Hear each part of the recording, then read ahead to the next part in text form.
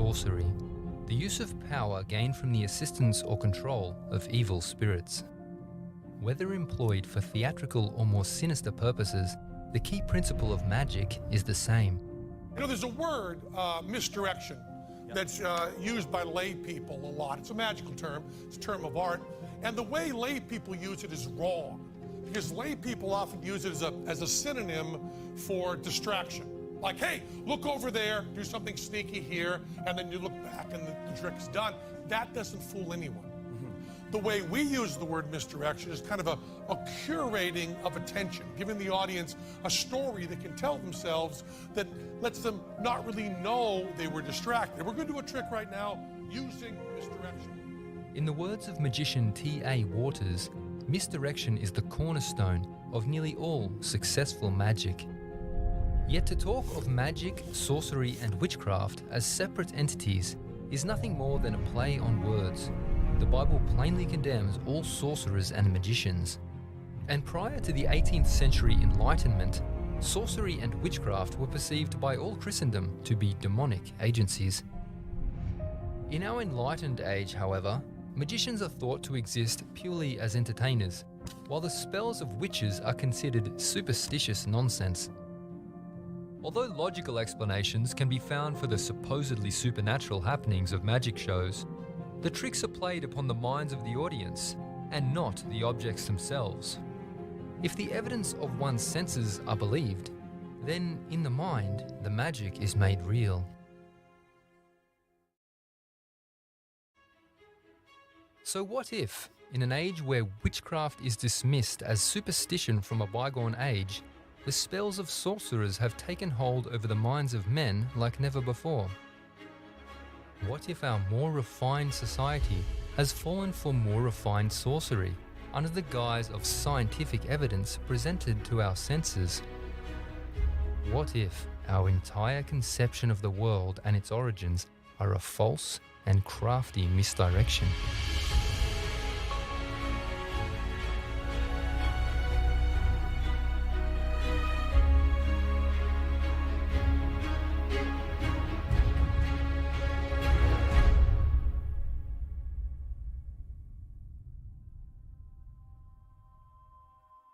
Prior to the mid-16th century, sun-centered cosmology was an abandoned concept, laying dormant between the dusty pages of ancient manuscripts.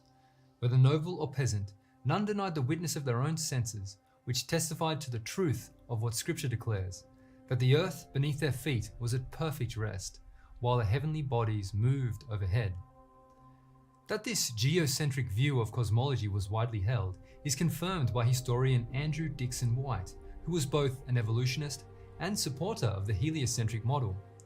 In his book, A History of the Warfare of Science with Theology, White points to a time in history when faith in the biblical record began to unravel. In the latter half of the 16th century, these evolutionary theories seemed to take more definite form, for there came, one after the other, 5 of the greatest men our race has produced: Copernicus, Kepler, Galileo, Descartes, and Newton. And when their work was done, the old theological conception of the universe was gone.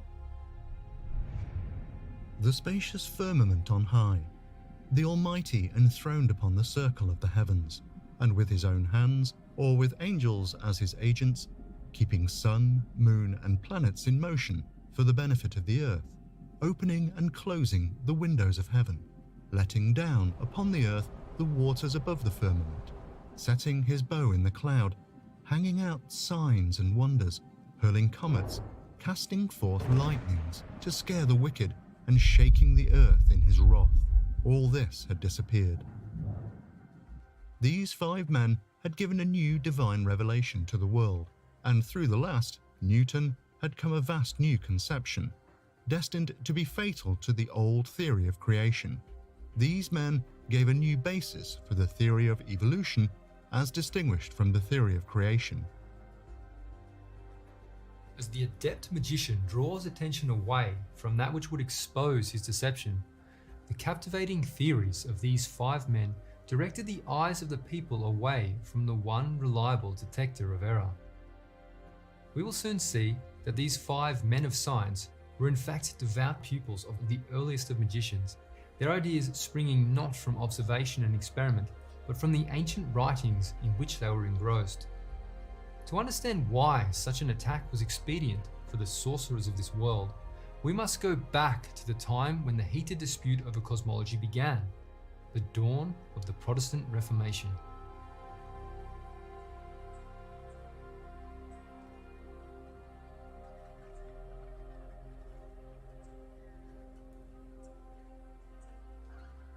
The 16th century brought revolutionary changes to the Christian world.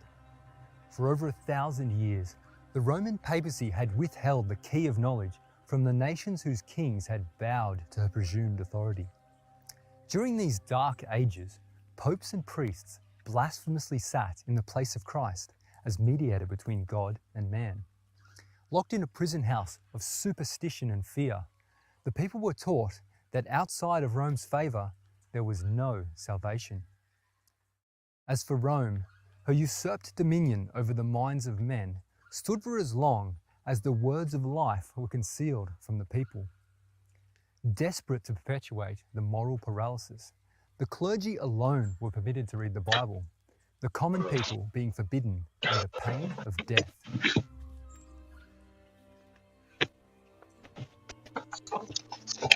Well aware of the power of knowledge, papal policy withstood the flow of Greek culture from the East, and the West became exclusively Latin. The corrupt Latin Vulgate, read only by the priests, was the only Bible known during those dark ages. All Greek records of history, archaeology, science, and literature were held back in the Eastern Roman Empire, the capital of which was Constantinople.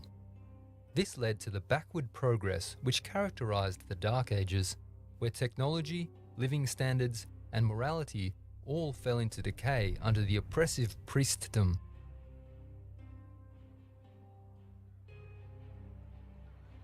It was the absence of the light of knowledge, particularly that of Scripture, that made those ages dark. Yet through the dreary centuries, brave souls at times stood up among the Roman clergy, daring to oppose the darkness. One such soul was John Wycliffe, who, in defiance of the spiritual tyranny, translated the Latin Bible into the English language. Hello? So great was Rome's fear that this Bible alone would expose her fraud, that over the following 2 centuries she publicly burned all who were caught with this English translation. Such was the fate of John Huss, who took up the cause of Wycliffe in his native land of Bohemia. Meanwhile, the precious Bibles, bought at such great price, were tied around the necks of their possessors and burnt with them. The Augustinian monk Martin Luther was one of many who groaned under the popish gloom. Frequently retiring to a Latin Bible chained to the wall of his convent, the superstitious fog began to lift from his mind. With enlightened vision and a heart stirred by the Spirit of God, Luther grew indignant with the corruptions of the Church. Casting off his monkish works, Luther bent his energies towards reform. Many shared his frustrations. All Europe needed was one to take a bold stand. All the while, the papacy reposed blissfully unaware of the gathering storm ready to sweep away her captives.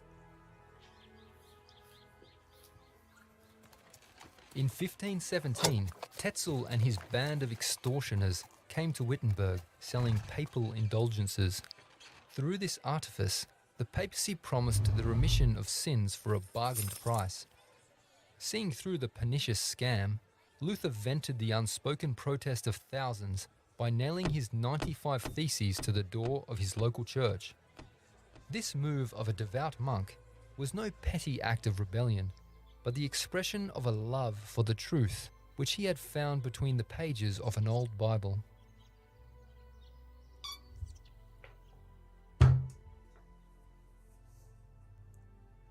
Little did Luther realize the resounding effects this simple act would have. Thanks to the newly invented movable type printing press and the zeal of the youth at Wittenberg's University, Luther's 95 biblical objections to indulgences were soon dispatched throughout Germany, and not long after, they were broadly translated and littered throughout Europe. Luther's revolutionary act in October 1517 marked the beginning of the Protestant Reformation. As the Bible exposed the fraudulent teachings and corrupt practices of Rome, the chains of fear and ignorance that had held the people under her sway fell to the ground. Like rain that refreshes a dry and thirsty land, the Word of God spoke life to nations that for centuries had languished under a pontifical shadow of death. The Reformation battle cry, Sola Scriptura, the Bible and the Bible alone, echoed over many lands. Incredibly, Providence had paved the way for this Reformation throughout the preceding century. In 1453, Constantinople was sacked before Mehmet the Conqueror, and Athens fell shortly thereafter. Among the Greeks who fled before the advancing Turkish hordes were intellectual classes, carrying their learning and literature into the West. In their hands lay the pure Greek manuscripts of the Holy Scriptures. These sacred scrolls would be vital to the generation of revolutionaries who would storm the citadels of Roman dogma. The fruit of these rediscovered treasures ripened 1 year before the Reformation began. Erasmus of Rotterdam deeply desired that all men should have the Scriptures in their native tongues. Discerning that the Vulgate swarmed with errors, he diligently compiled a purified New Testament of apostolic descent from the rediscovered Greek manuscripts. In 1516, Erasmus completed this work, which is known as the Received Text. It was from these pure Greek manuscripts that in 1522, Luther handed down to the German people a New Testament in their own language. Its publication aroused great fear among the clergy, as Daubigny writes, "Ignorant priests shuddered at the thought that every citizen, nay, every peasant, would now be able to dispute with them on the precepts of our Lord." Through the profusion of Luther's writings, other God-fearing Catholic priests, such as William Tyndale, caught the revolutionary spirit. After failing to persuade Bishop Tunstall to authorize a translation of the Scriptures into the native tongue, Tyndale began writing his own Christian literature abroad, which he smuggled into England. As a fugitive, Tyndale undertook his English translation of Erasmus's Greek New Testament, which was to find its way to English shores in 1526. When it appeared in the realm, Tunstall denounced it as a pestilent and pernicious poison which will infect the flock. Feverishly, Tunstall began buying up and burning all the copies he could find, along with the souls caught with them. After eventually being tracked down in Belgium, Tyndale suffered the ultimate price for his countrymen. Yet the seeds sown by his blood would ensure living bread for all of God's children until the end of time. During this great revival of Bible knowledge, many other brave souls from among the clergy yielded to conviction and took their stand with the reformers. Yet the love of luxury and vice stifled the hierarchy in Rome. Anathemas and bulls were hurled across the Alps at Luther and the reformers. But these measures, effective in times past, were now as the shaking of a straw to a people from whose eyes the scales had fallen. The medieval papacy awakened from its superstitious lethargy to see that in a third of a century, the Reformation had carried away 2/3 of Europe. Germany, England, the Scandinavian countries, Holland and Switzerland had become Protestant. France, Poland, Bavaria, Austria and Belgium were swinging that way. Reeling from the punch and tottering on her very foundations, Rome realized that it was now an impossibility to keep the Bible from the people by force. New tactics had to be drawn up to neutralize its decimating power. Gathering together her craftiest cardinals and learned men, the papacy under Pope Clement VII took counsel amidst the crisis. Chief among the Pope's advisors was the wily English statesman Cardinal Thomas Wolsey. With expert subtlety, Wolsey conceived of the stratagem Rome was to pursue over the preceding centuries in her warfare against the Word of God.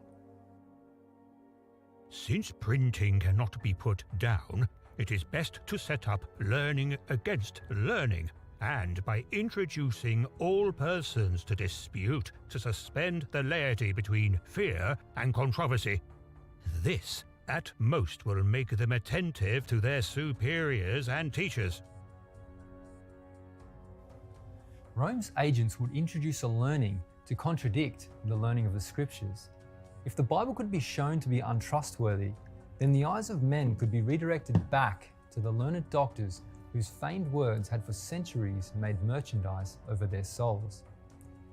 With the battle plan drafted, Rome sought out learning to be used for her ends. During the 1st century AD, certain men crept in unawares to the thriving apostolic church, denying core truths of the gospel. These false teachers rewrote both the Gospels and letters of the apostles, infusing them with a mystical pagan philosophy. Known as Gnostics, they upheld a secret knowledge as the way of salvation. Most notable among them was Origen of Alexandria. He taught that the soul existed from eternity, before it inhabited the body, and that after death it migrated to a higher or a lower form of life, according to the deeds done in the body, and finally all would return to the state of pure intelligence, only to begin again the same cycle as before. He believed that the devils would be saved, and that the stars and planets had souls, and were, like men, on trial to learn perfection. In fact, he turned the whole law and gospel into an allegory. According to Gnostics, acquiring hidden gnosis or spiritual knowledge was the key to obtaining apotheosis, the spiritual evolution of a man to the level of a god. This sentiment is the basis of all pagan religions, that through the acquisition of secret knowledge and the performance of initiation rites, the soul journeys on towards godhood. Yet according to Scripture, this is precisely the temptation which befell Eve when she stood before the forbidden tree. Satan said, For God doth know that in the day ye eat thereof, then your eyes shall be opened, and ye shall be as gods, knowing good and evil. Wise to the plotting of the ancient foe, the Apostle Paul warned young Timothy of these Gnostic deceivers, whom, after the manner of the serpent, held up knowledge that opposed the word of God. O Timothy, keep that which is committed to thy trust, avoiding profane and vain babblings, and oppositions of science falsely so called.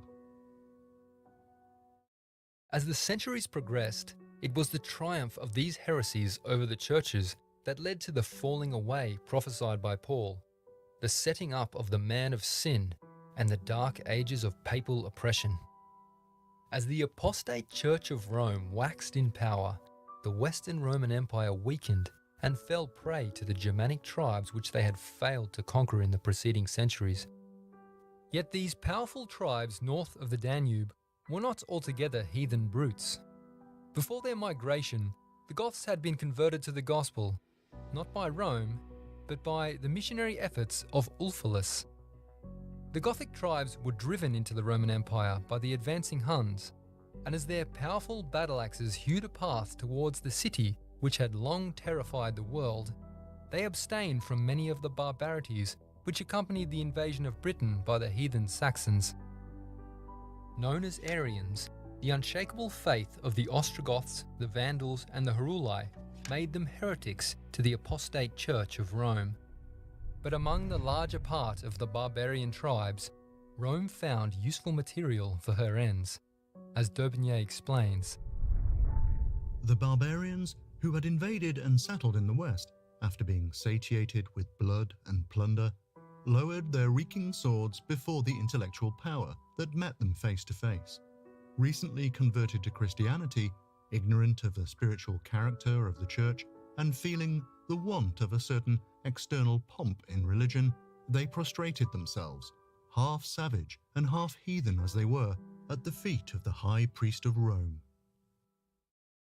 In an attempt to validate her apostasy before these new converts, the papacy commissioned Jerome to produce a Latin Bible that supported their Gnostic teachings. Jerome's work, known today as the Vulgate, was based upon the corrupted manuscripts of Origen of Alexandria. This corrupt translation was to be the only Bible Europe knew until the fall of Constantinople. During the 16th century, the Reformers' circulation of pure Bibles in common languages pushed aside much of the rubbish that had for centuries covered the truth.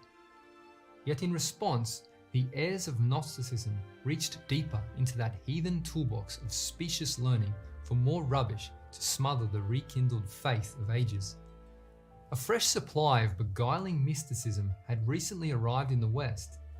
Along with those pure Greek manuscripts that had made their way into the hands of Erasmus, Gnostic learning was also born by the hands of Byzantine scholars who had fled the advancing Turks. An enormous trove of Gnostic learning had been brought from the eastern Mediterranean by agents of Clement VII's great-grandfather, Cosimo de' Medici. These celebrated mystical, scientific, and philosophical scrolls and manuscripts flattered humanity. Cosimo had stored huge quantities of this pagan material in his library in Florence. The Medici Library, whose final architect was Michelangelo, welcomed scholars favoured by the papacy. These scholars, not surprisingly, soon began emulating the papacy in focusing more upon humanity than upon the Old and New Testaments. So extensive was the Medici Library's philosophical influence that even scholars today consider it the cradle of Western civilization. From the spring of these mystical texts came the revered artworks, literature, and theatre of the Renaissance. It was through this material, at the bloom of the Reformation, that Rome sought to recapture the share of man's mind that might otherwise be directed towards the Bible. Perceiving the injurious effect this deluge of paganism was having on faith and morals, Martin Luther, in the year 1520, issued an appeal to the ruling classes of Germany, pleading with them that Scripture be the mainstay of all education.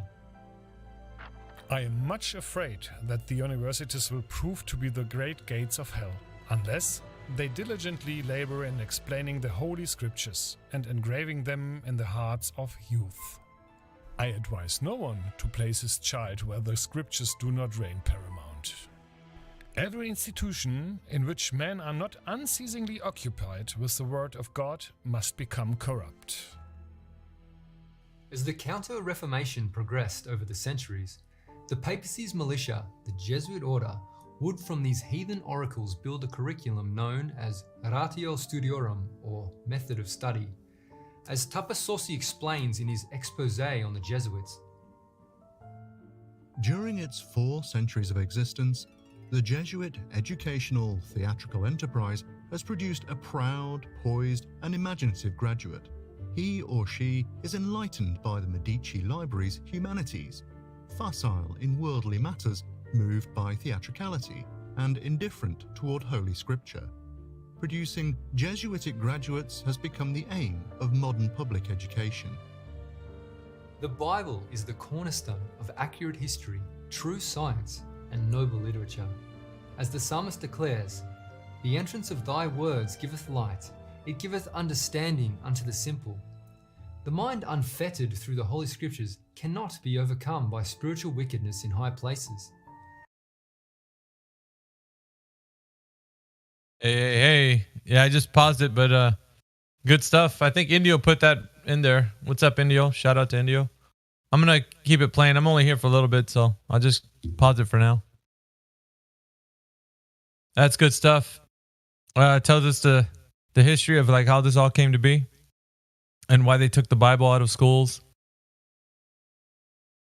It's important, I think, and now you're left with confusion. So it's crazy, the kind of uphill battle that we face right now. That's why there's so much people divided with knowledge, because their knowledge was derived from these guys, which is not knowledge at all. It's confusion.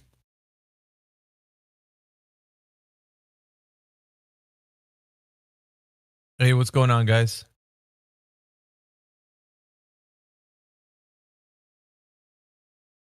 How you doing, Batman?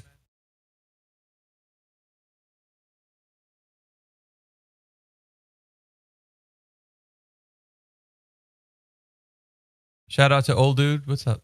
Good day, Go ahead, Miggy. man. Hey, nothing much, man.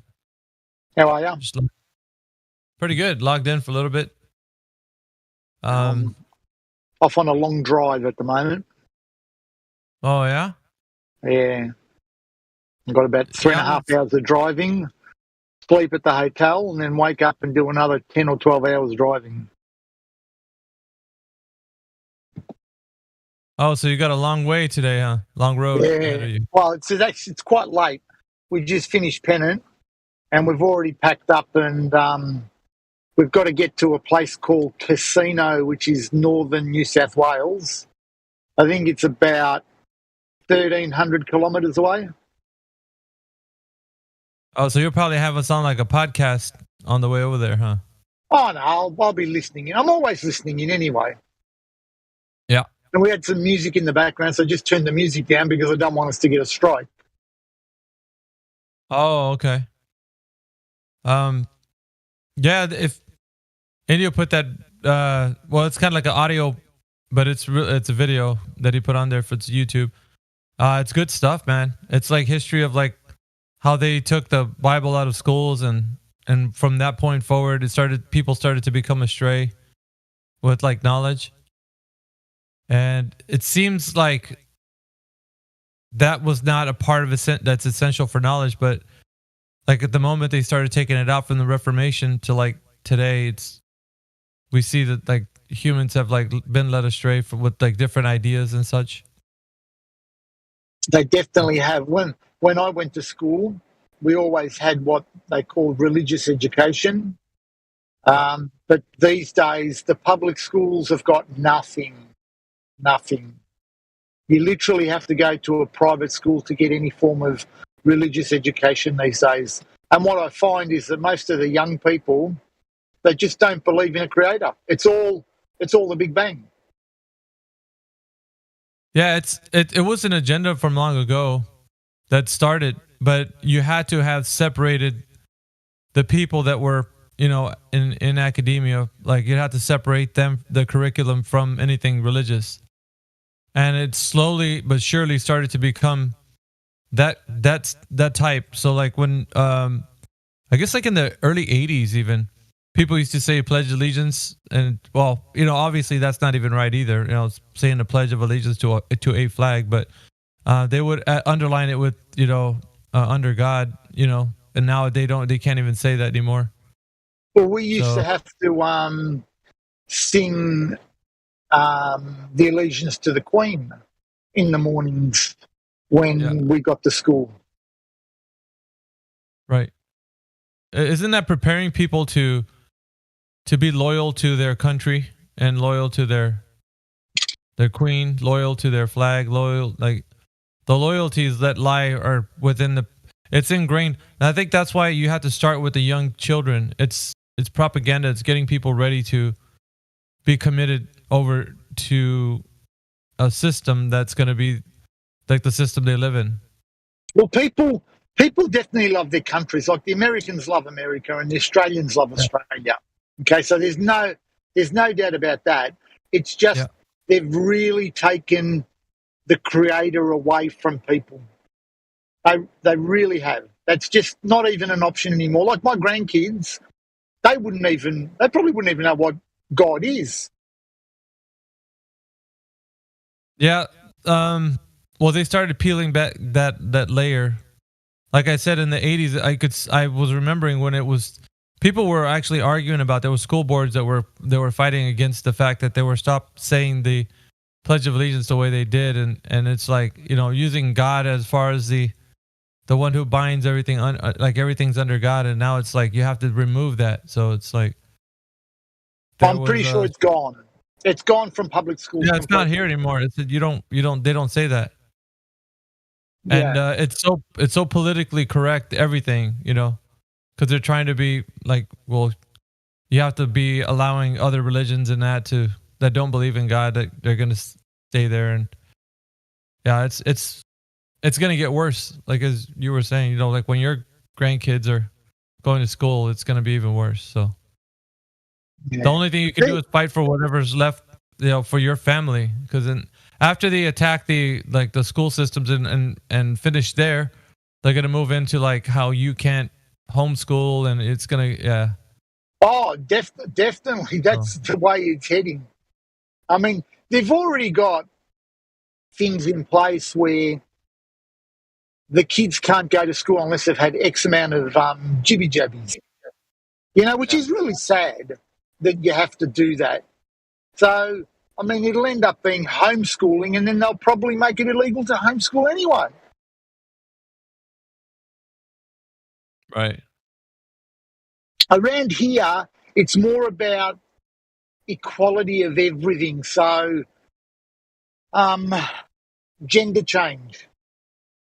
It's they want to make it so parents aren't allowed to discourage their children if they want a gender change. Yeah. Go figure. Well, you can't talk to your kids about something as big as that. No, it's illegal. So, I don't know. I really don't know where society's heading, to be honest with you. Well, it's scary because you see the people are doing. I think as because there's so much. What happens is a lot of people advocate for the fact that let's make everybody like happy, and you can't do that. There's not one single place that everyone's going to be happy. I promise you that much. And there's advocates for like, why don't we just let everybody like. Because you have to let everybody be sitting in class and not like the thing is, man, when you don't have a place that you can call a central point where everybody comes together with truth, then you have everybody falling apart. And that's what happened. Everybody's falling apart with their different ideas and their different religions. And like, it never was like that's how chaos happens. Well, they and really then you try to please everybody. You try to please everybody, and you never can. There's never going to be a politically correctness place because there's always going to be somebody that's like, "Hey, what about me?" And you're like, "Oh, now let's change the laws to conform to that guy." Okay, wait a minute. No, there's a new religion. There's a new thing coming up. Let's conform to fit that guy or that girl.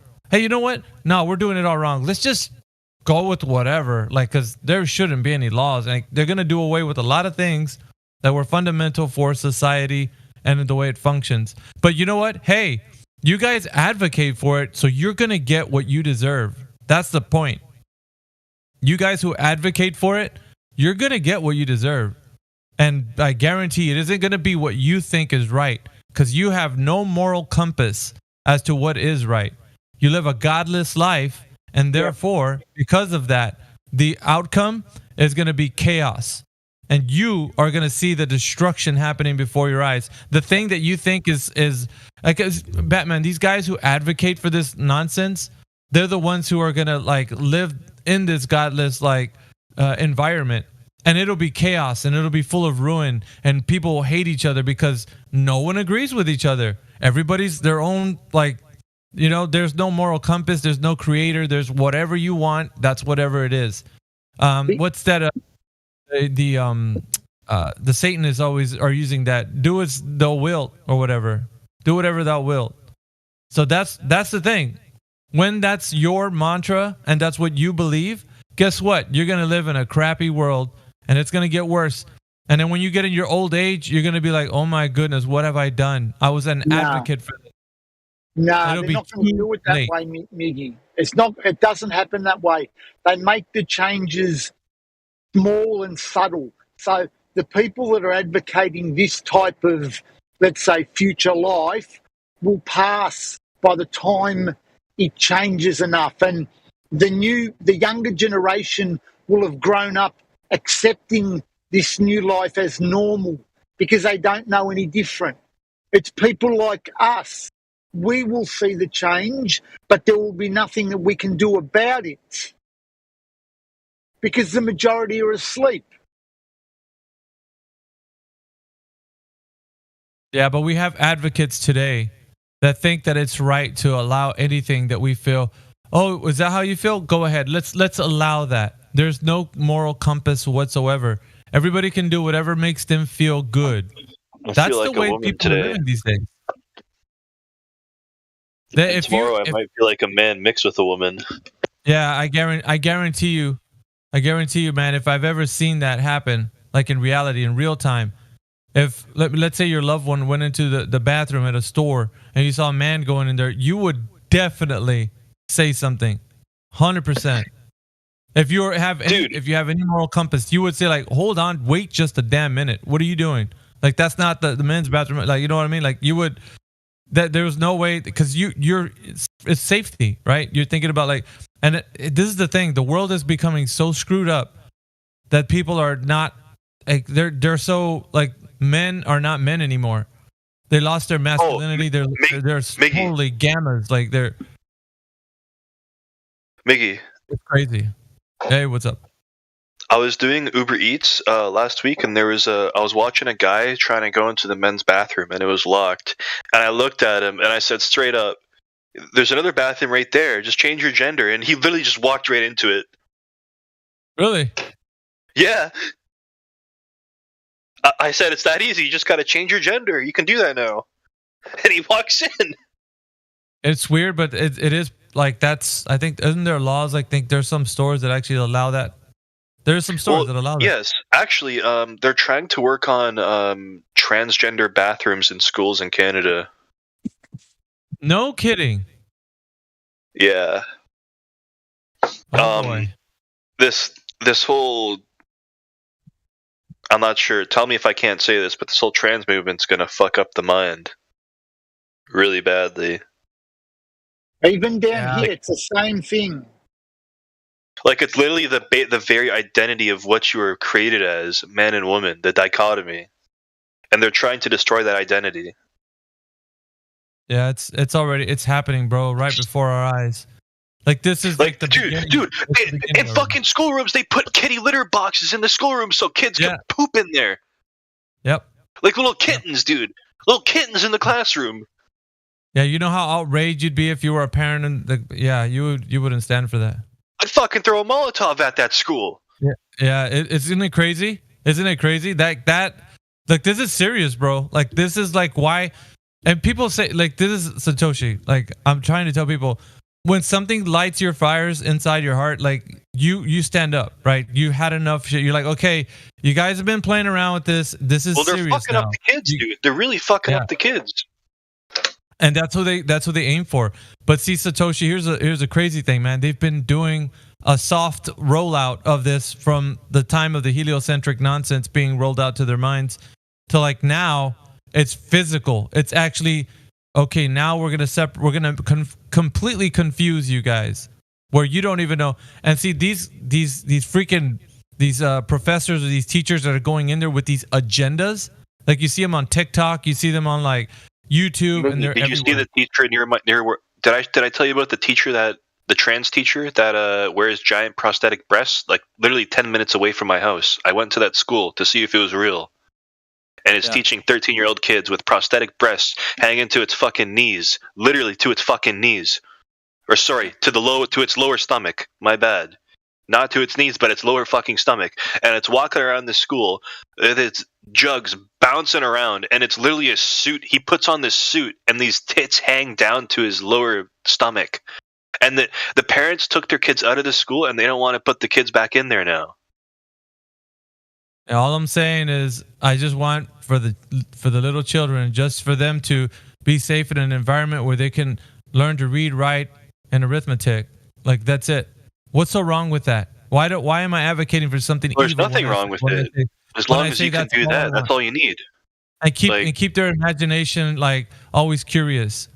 Like I ask for the simple things in life, and when I get like something that crosses that Macho Man Rick savaging is saying, Miggy, you're crossing the line, dude. You think I crossed the line? I didn't cross that line. It was me. I didn't cross any freaking line. I'm not the one who started this, man. But I guarantee you people will become aware of this either one way or another. And it doesn't matter what platform we're on. People will fight for good. Always. Now, you point fingers. You like to point fingers. That's great. That's wonderful. And if that's you, then you're part of the problem. You're the reason why people don't stand up anymore. And they stay silent. And they allow people to do whatever they want. But people are seeing what's going on, and they're not taking it anymore. I promise you that much. And it's not me. I'm not the only one. There's a lot of people who would advocate for good because they know what good is. And it isn't the confused, mixed up version of good that you think it is. Like I said, there was already a line drawn. They crossed it, not me. You're saying I crossed the line? That's the problem with this world today. People don't say anything anymore. Just like shut up and stay in line. For what, accept dude? Accept it or suffer. Yeah. Fucking exactly. disgusting. And then you guys are the ones advocating for this nonsense? That is crazy. I don't know, yeah, man. This shit's people, fucked up. Yeah, it's crazy, bro. But there are people that are in the YouTube live stream text chat that will It's not necessary. These people literally think they can literally change their gender by their mind. What's going to happen if they try to have a kid when they do that gender reassignment surgery? It's too much, dude. That's too much. You know you can't have kids when you have gender reassignment? Yeah, we don't. It's okay. So what was the I want to tell you about this overarching agenda that has been like put. It was even written on those Georgia Guidestones, right? To depopulate. That's been the overall agenda. And you guys who advocate for this, you're helping them. The depopulation agenda. It's like have you ever heard of like you've seen the movie with Thanos, right? The Marvel movie. And he was advocating for like the reason why the universe is the way it is because it's an overpopulated universe. So the best way to correct that in his mind was to eliminate 50%, so the other 50% can live in harmony and grow like an abundance and live, the way it should be. This is the mentality of these guys. They have the same Thanos kind of mentality. They need to get rid of people. They need to exterminate humans. And also make them sterile. So yeah, this is it. This isn't any hatred towards anybody, by the way. This is just the reason. The agenda is the problem, not the people. The agenda. Understand what I'm saying. There's no hate towards anyone. I don't hate anyone. The agenda, however, is bad, my friends. Depopulation, getting rid of actual human lives, that is the problem. That's what I advocate for. Is like the help for people not to be in that situation, for them not to be confused. Like there was a couple of advocates for like making sure that people are not going to live in this world anymore. Like they would say, well, don't we want to live in a society where we don't have like starving children and stuff? What happens to those guys? Well, the reason why the system is the way it is, you go all the way back to primary source, is because you were never taught, you were never educated on how to live a life with like responsibility. There's fatherless people. There's kids who grow up without fathers, without guidance. So there's no way that they perpetuate a society that knows how to be responsible. People these days, they don't want to be responsible. They just want to do whatever they want. And they're having kids and leaving there's no stable home where a child can be reared and grow up knowing that they have a stable father and mother, because the idea of a relationship is convenience. When it stops being convenient, then you leave. There isn't like the way it used to be. So this is crazy. So it all began where you destroy the home and then you corrupt the mindset of people growing up in this day and age. And there isn't anybody fighting for this. I don't see anybody fighting for this. The only people I see fighting for it usually are people that come into the truth. So people in the truth community, you damn right they're going to stand up for this. But that's because they found out the truth about the shape of the earth. It led them to other topics, the research that they're doing, and it's important. So I know this actually makes you guys upset, but there isn't any person that I dislike on this earth. Not one. It's the agenda that I'm against. Understand that. You guys are the problem when you advocate for this agenda. I feel like the people that are underneath the guise or the spell that this agenda is perpetuating They're victims of this, and they have no fault in it because they grew up in a society that fostered this nonsense, and that's why I'm against it. The agenda.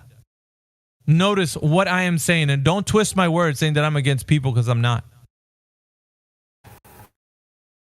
Hey, Maggie. What the up, ones Chad? who are against people are the ones who are talking about depopulating us to 500 million and then guiding us responsibly as written in the Guidestones. Yep. What does guiding humanity responsibly mean? I don't know. It means we're going to be controlled by our controllers, absolutely.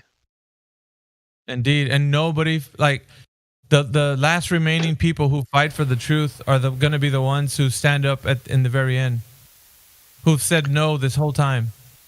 But you who advocate for it, you're going to be the ones who witness the destruction before your eyes, and it'll be too late. By the time you say, like, oh, they've gone too far, it'll be way too late, because you've already advocated for the worst. But, like, as we know right now, the only thing we can do is stand up for the truth. That's it. And so, I get kind of people get mixed up with this. They think that we hate the people. We don't hate the people. For goodness sakes, you guys are wicked when you say that. We care about the people. We hate the agenda. It's that agenda that's been perpetuated onto them that we hate.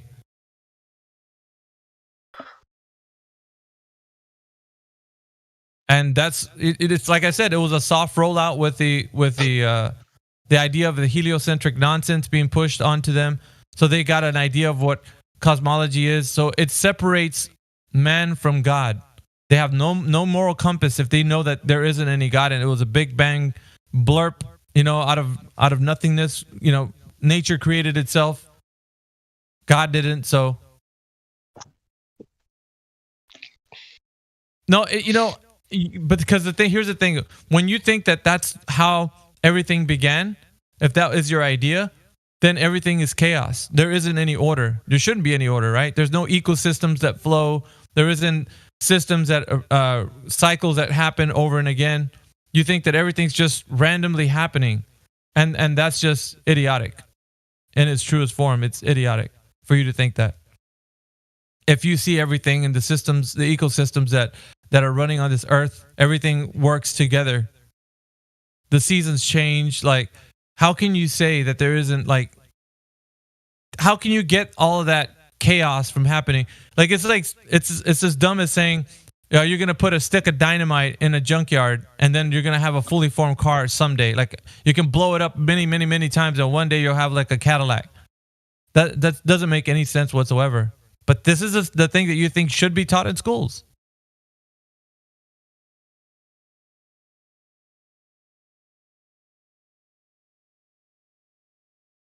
But never mind that, right? Let's confuse the people.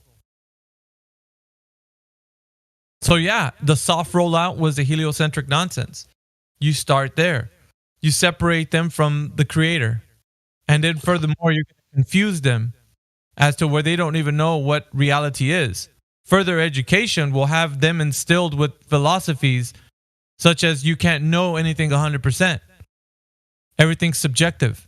This is the world that you live in, with chaos, with not understanding what reality is.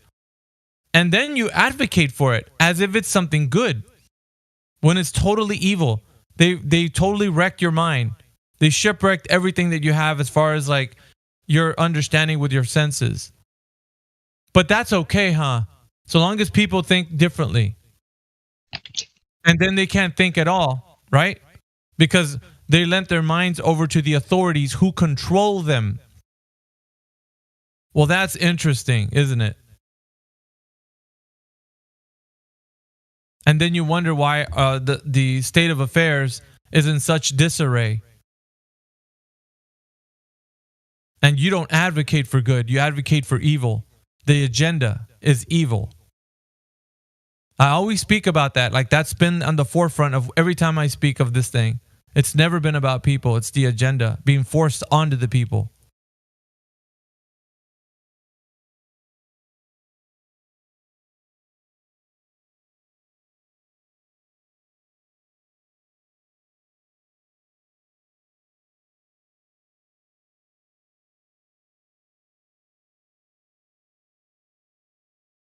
That's terrible.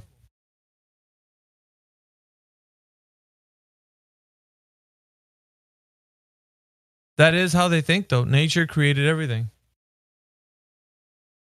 There wasn't a need for creator.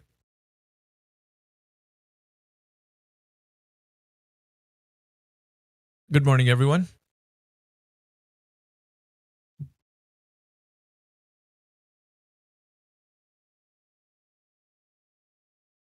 Yeah, I was lit with a little bit of passion this morning.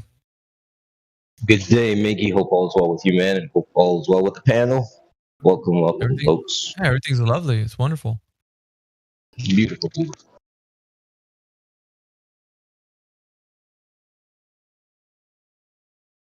Yeah, I just Morning. what it is. Morning, Car. Yeah, what it is I advocate for people standing up and not taking any more of this, but it's the agenda. You're always against the agenda. You're never against people. What they try to do, what everybody tries to do. Oh, so you're against this group, this specific group. You hate them. No. You don't hate people. They're victims of the agenda. How do you hate a victim? You don't. You care for them because they've been subjugated to this mentality.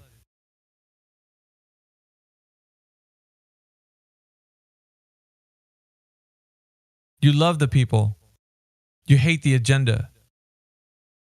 Because you love humanity. You love everything about it. So what do you think the reason why we're here talking about flat earth? You think it's because we hate the people? We want to wake people up and make them aware that they've been lied to. But some people support the agenda that what we're doing is evil. And what they're doing is good. By saying that everything that we're talking about is not science. This isn't reality. That's what you guys say. When we tell you, hey, go out into the beach, go look on the horizon and tell me if you don't see a flat level horizon. Tell me if what I'm saying is a lie and you can't do it because you see the same thing I do. And you'll say the same thing I will. Everything the same.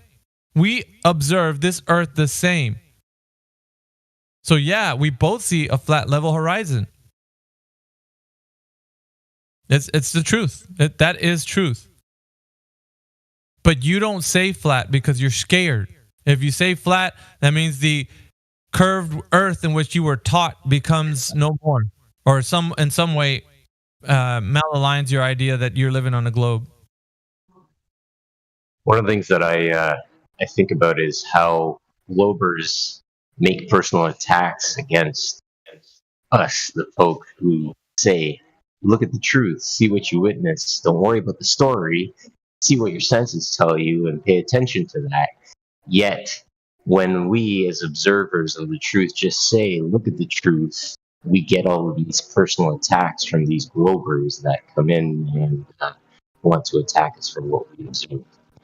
It's interesting when you start to pay attention to the arguments they put forth.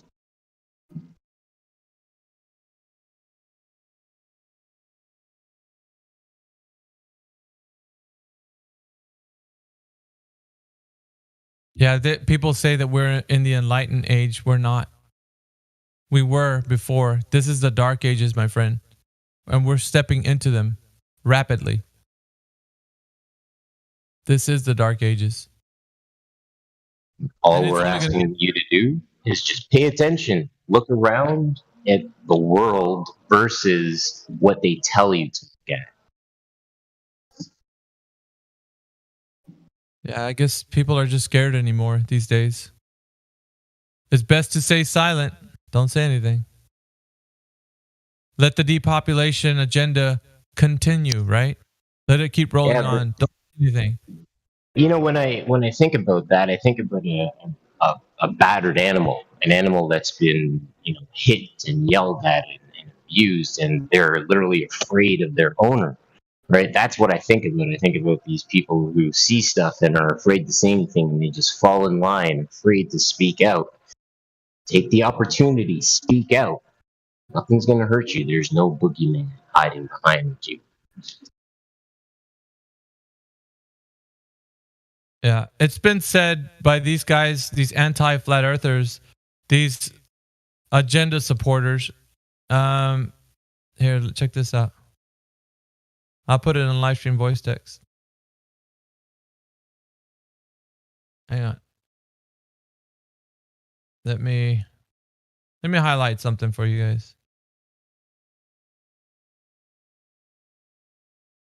Live stream voice text right now. That's what he was saying while I was speaking this.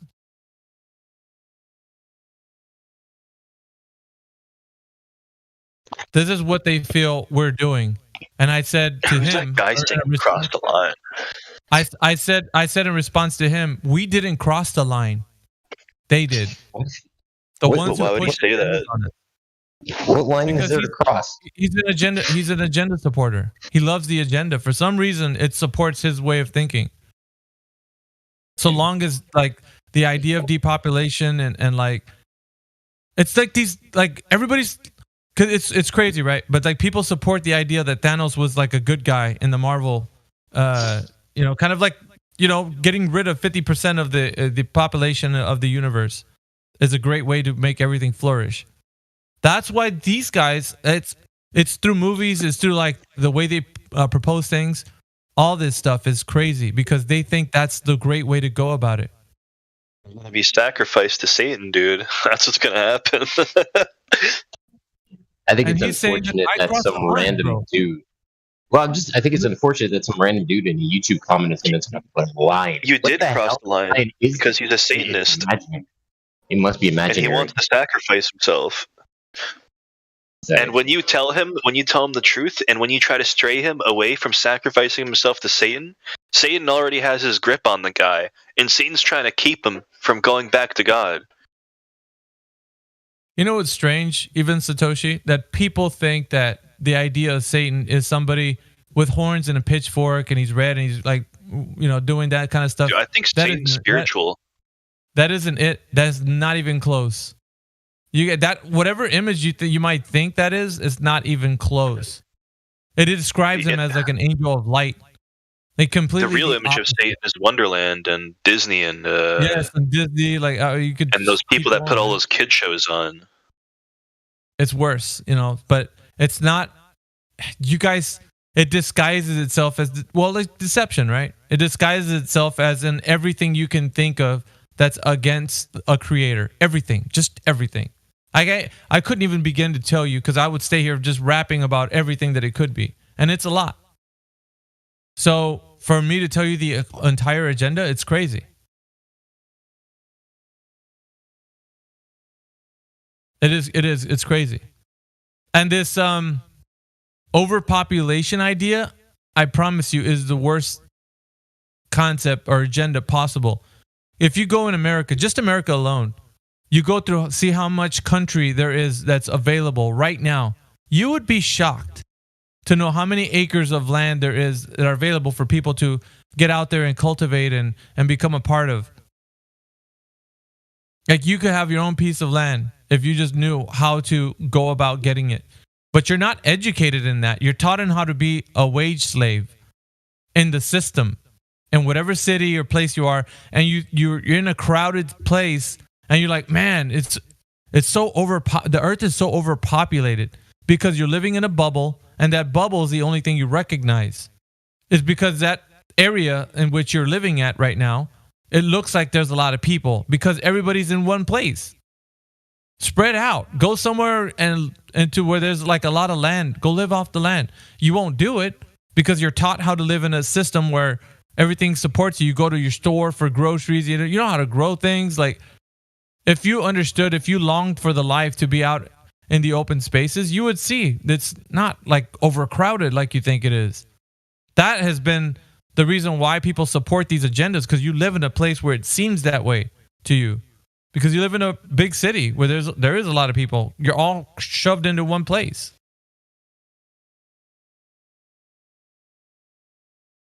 And I've always seen that as like the worst type of thinking, man. Like people are like, it's just too Earth is just too overpopulated. We got to do something. I just put some information about India there. There's quite a densely populated country, and it's considering it's got the second largest population according to them. You know, I don't know how accurate all these numbers are. I'm not going to claim they are, but you know, if we just look at that just as an example, it's a you know, considering how big it is, you know, and how many people it's feeding, there's plenty of food to go around. And they grow more food, and they're improving their farming all the time. They do these little contests to try and like terrace all the farmland and get the best water out of it. Yeah, it's amazing what they're doing over there. Same with China. And why do they show people over there starving, Chad? Like that's the they don't have enough food to eat, you know? No, they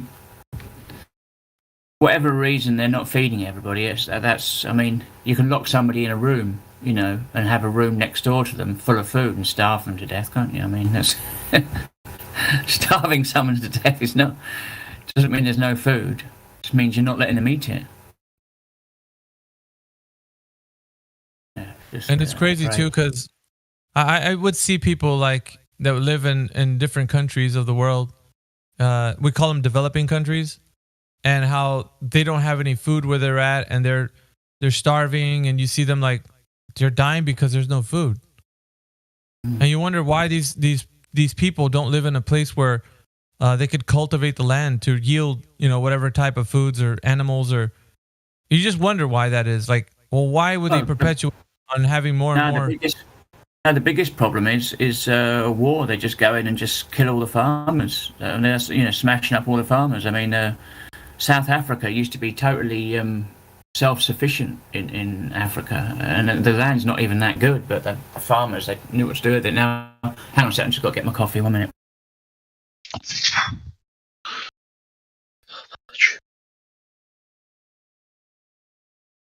Yeah, it's the agendas we're upset about.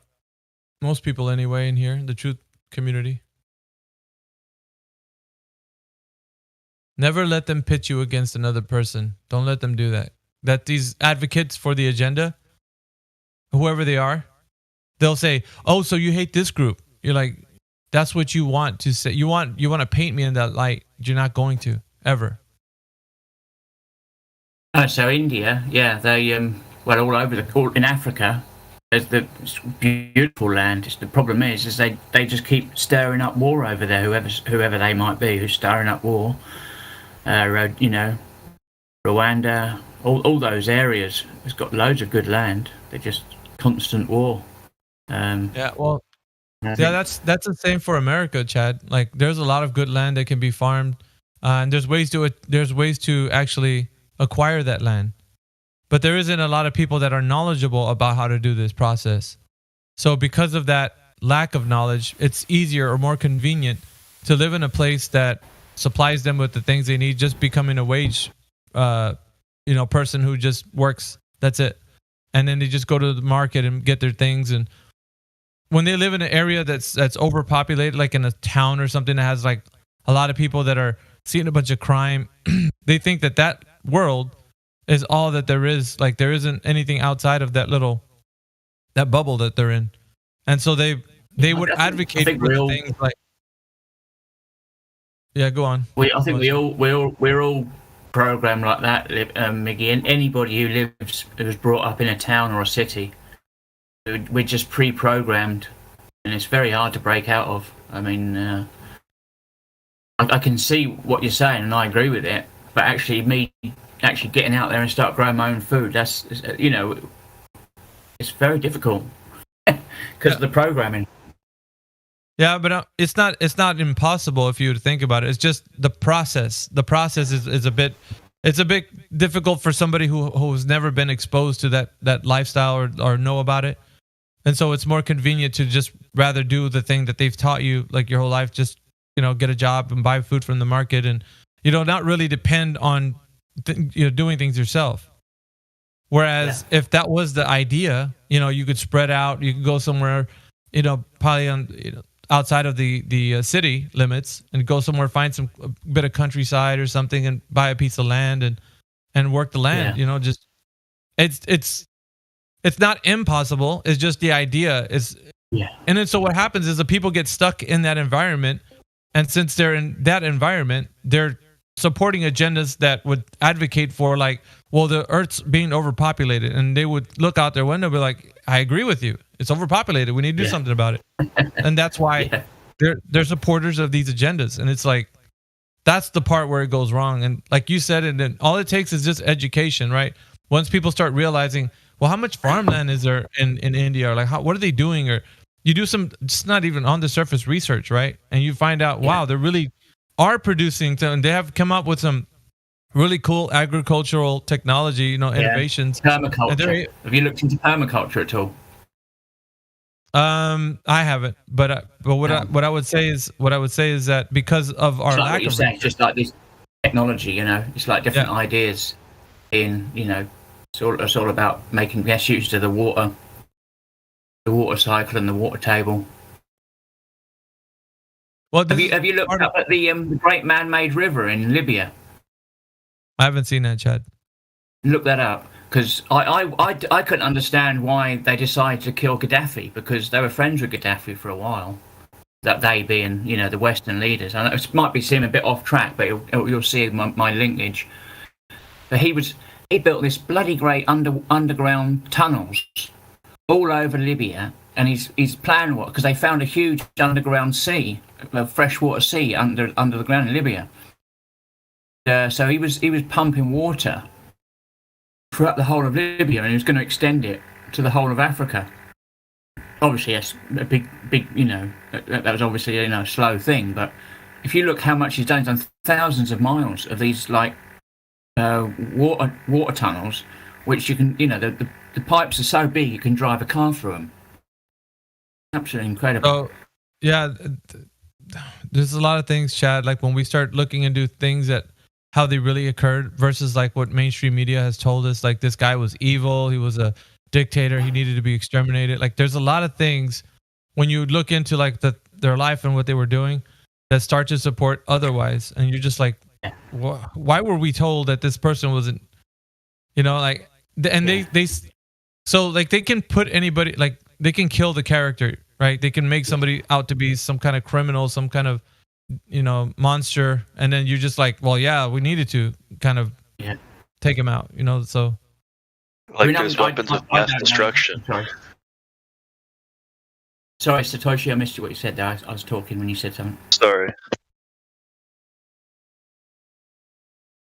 Now, could you repeat it, please, what you said? Yeah, like when the USA says there's weapons of mass destruction, and the first thing they do is go raid museums instead of going for the apparent weapons of mass destruction. Oh yeah, they stole so much, stuff, really old stuff. Those guys were like, the soldiers and stuff were selling it on eBay for thousands, weren't they? Some of the old stuff they raided. Yeah, they apparently stole some old moon rock that was like encased in a crystal or something. That's what they stole. The first thing they stole. Right after they went into the museum. Yeah, I mean, that country's a total disaster now, isn't it? I mean, I've got no idea how it was before. I'm not... Yeah, that fucking all the drone strikes that were killing innocent civilians. How nice is that? That's called democracy right there. Yeah. I mean, they were dropping they called it depleted uranium, but it was clearly had some kind of radioactive crap in there. Babies being born inside out and stuff. It's ridiculous. Yo, Chad, here's something, dude. America's bombed how many countries after World War II? And they've killed civilians, we're spreading democracy, yeah. And then I'm not trying to say this is good, but Russia goes into Ukraine and the whole world fucking shifts on it. Like it's something crazy, dude.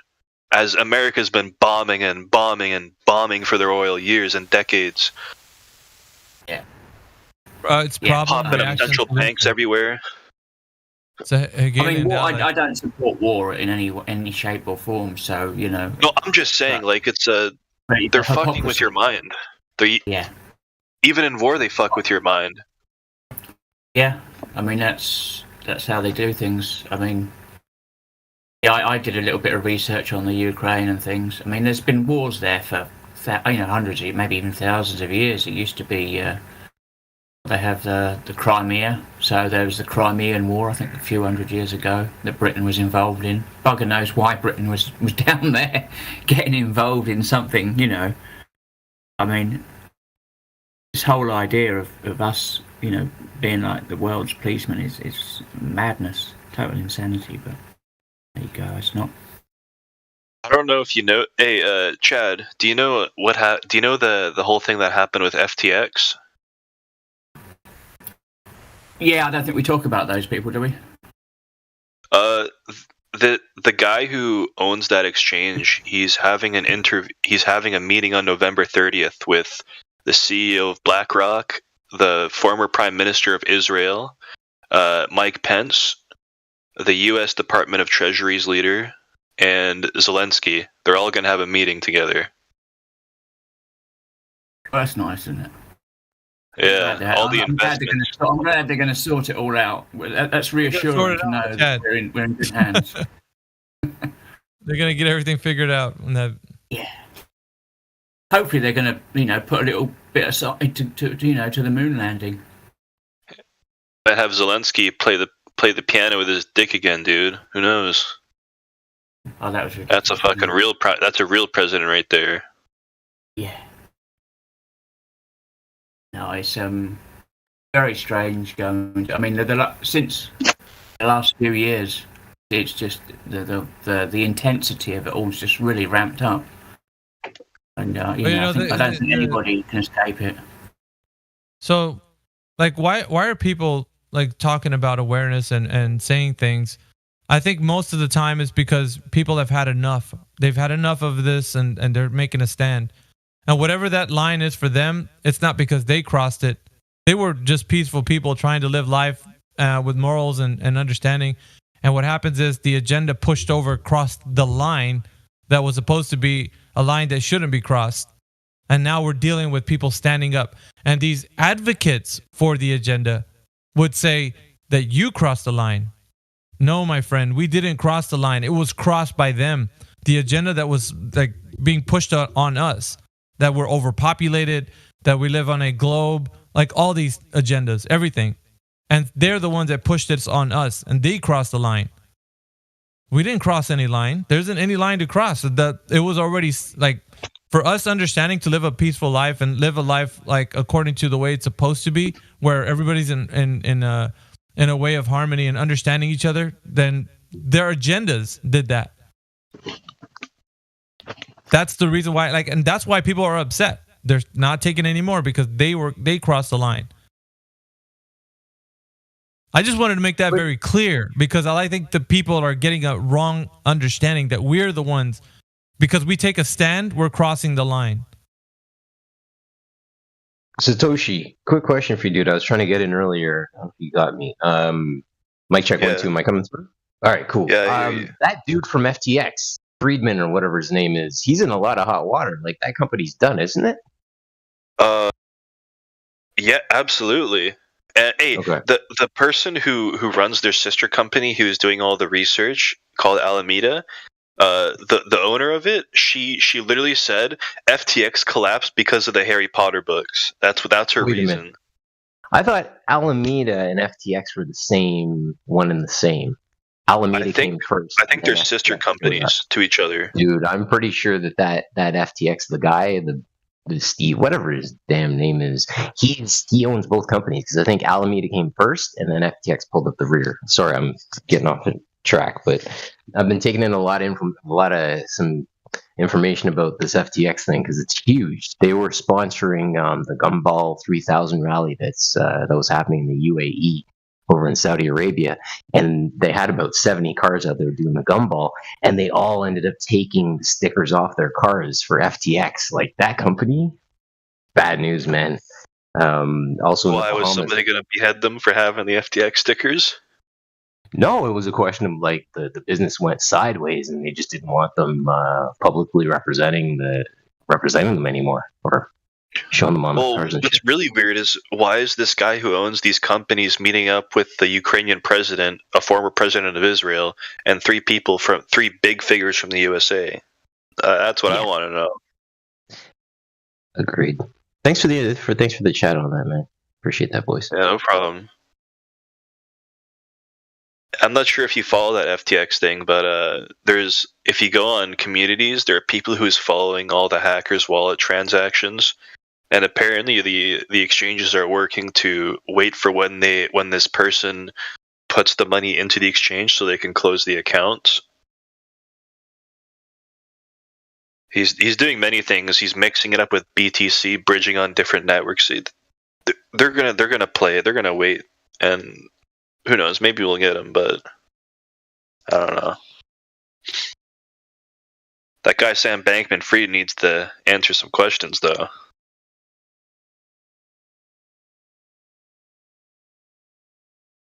Hey, good morning, Chris. Hello. What's up, Satoshi? Listen, dude, I don't want to work today. Chris. I was gonna go to work today, but I don't want to. God rocking in the chat. Hope all's well, folks.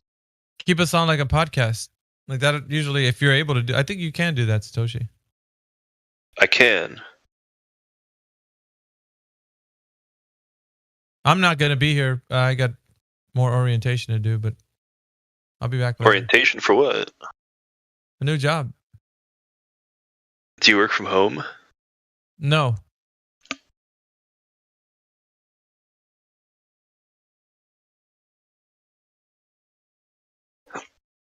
I don't. Working from home is going to be the next big thing. Well, Miggy, how long is the orientation? 2 days. Well, 3, but we don't work Thursday because it's in America. That's a holiday. That's the Thanksgiving holiday. Nice.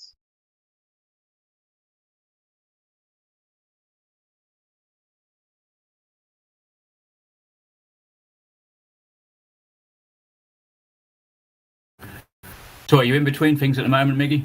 Just having a... Well, yeah. I have been, actually. I have been.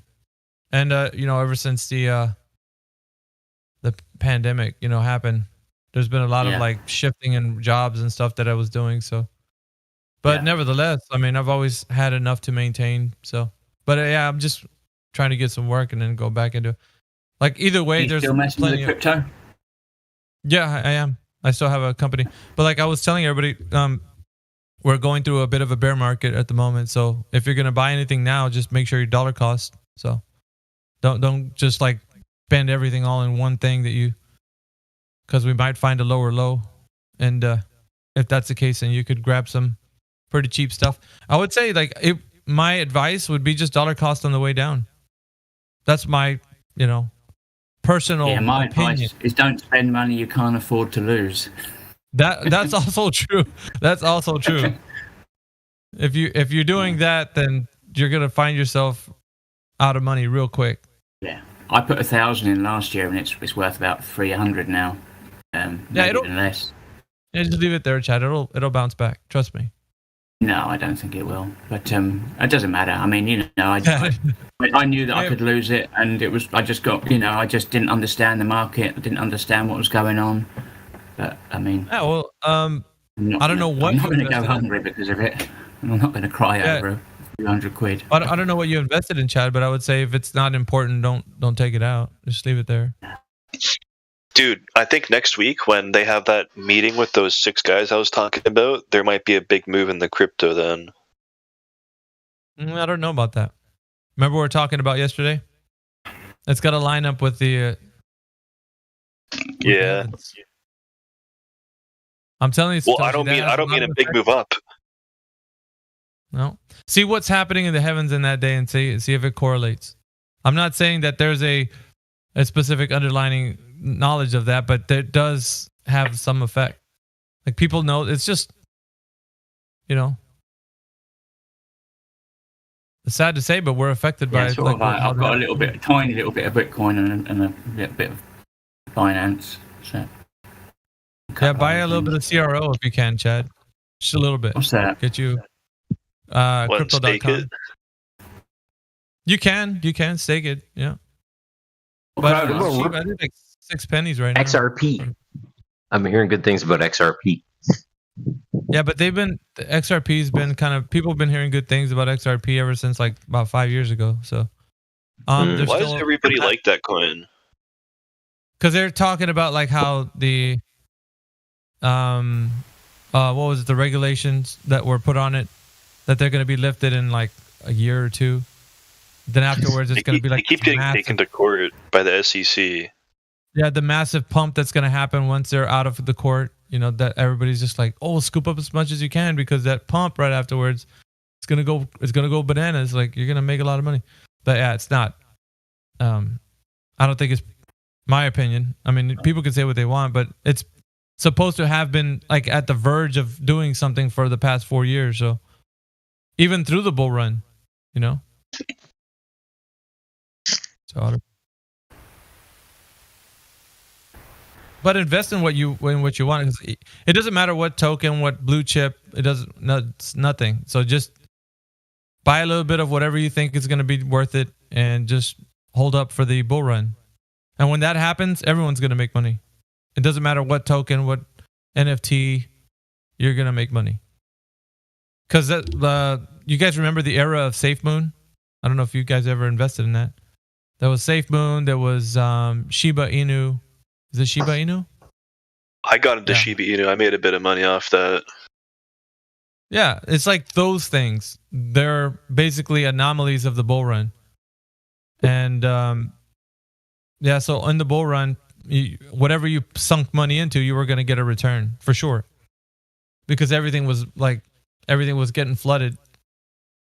And that was, Satoshi back in 2017, man. That was back in those times where people were making money.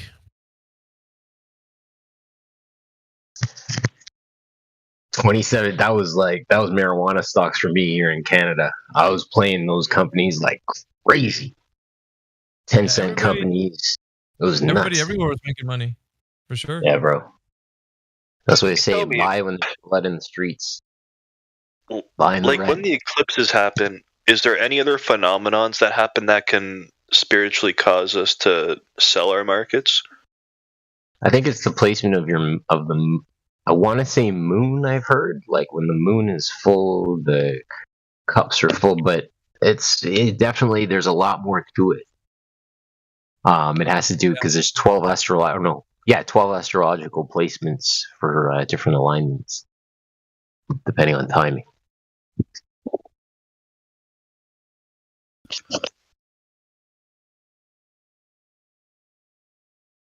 Hey, good morning, guys.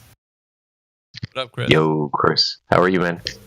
Pretty good. I just wanted to, tap in with the alignment of the stars in the stock market, because I heard you guys talking about that yesterday. It is definitely a thing. Like, I've been lucky enough to have a billionaire client for architecture, and designed her basically remodeled a castle for her. But she had she gave me a ride in her Rolls Royce, right?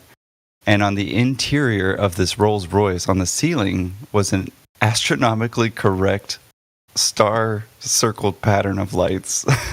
Like where it had each of the constellations at the time that it was. And what was even crazier is as you turn the car, it would turn inside as well. Like, I mean, a very legit system, but clearly it's higher knowledge, right? They don't teach you that in school for a reason.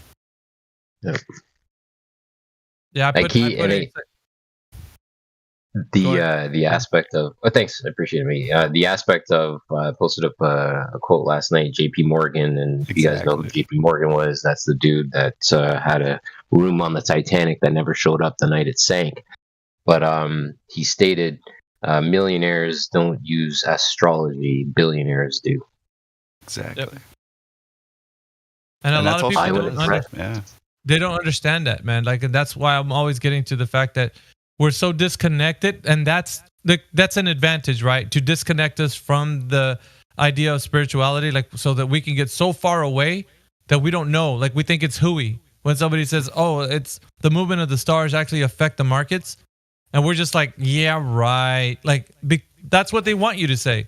That's the state of mind they want you to be in, because they have the advantage when you're that way. Exactly. When you don't know, you can throw lots of money into this thing and just because you're just going on luck. You're not going on prediction values or like the heavens. And if you knew that, if you understood that, you would use that value instead of the value that you're using now, which is like just ideas of how people can like regulate algorithms, like with their own like study of them. And you can't do that. There's no way.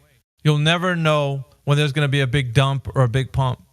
You'll just be using like estimates of where you think things can happen. And they're, you know, because I hear a lot of people that do charts like in crypto, because that's one thing I know. I was like people that are trying to explain what their movements are and their higher highs and lower lows, and they're trying to explain the difference between these candles, you know, that they're seeing and how the charts are going to, predicted values are going to happen. They never ever like seem to know when the big pumps or the big dumps are going to happen. They just like say, well, I'm going to say that there's going to be a big pump right here, you know, like another week. And it's like, that never comes true. Usually they hit close to it, but it doesn't like go the way they want, you know, it'll pump a little bit, then it'll just like go straight down. And then they're just like, oh, well, we got to pump anyway.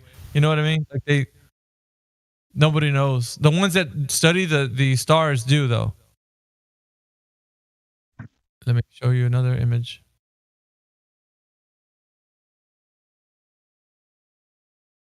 That one's for Satoshi. Psychology of a Bitcoin market cycle, Satoshi. It's the same as the one at the top, but it just...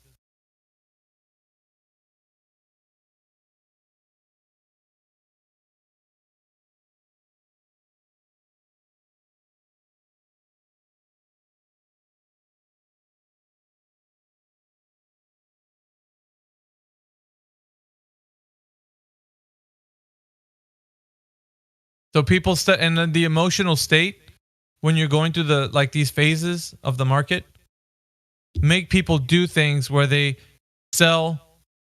If they bought high, they sell low. That's the reason why, because it's psychology that's behind it. The movement of the algorithm, they has predictive values. They know what people are going to do, and it underlines like the feelings that people have during the times that the market's moving in those directions, and that's why it gives like the little.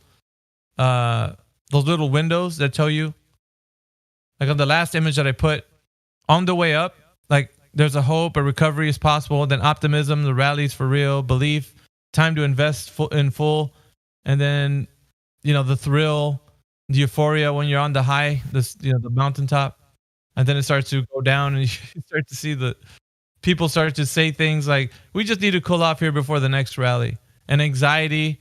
Because, you know, it keeps going down. You're like, why did I listen to those pro traders? This dip is taking longer than expected. Like, this is all things we say. These are all things we say.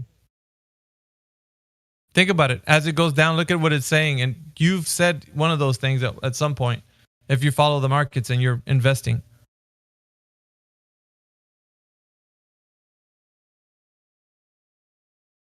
That's it. That's psychology behind it.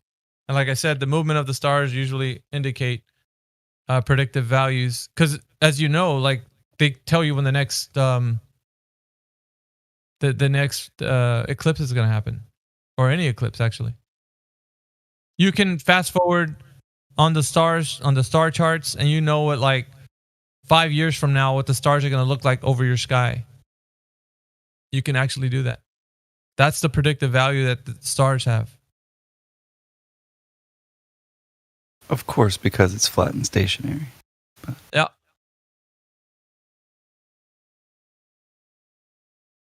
But yeah, it's definitely one of those algorithmic things. Like, if you've ever heard like a mathematician talk about this subject, it can get pretty in depth. I mean, you have like these 5-year cycles, 20-year cycles, and then this like 80-year cycles.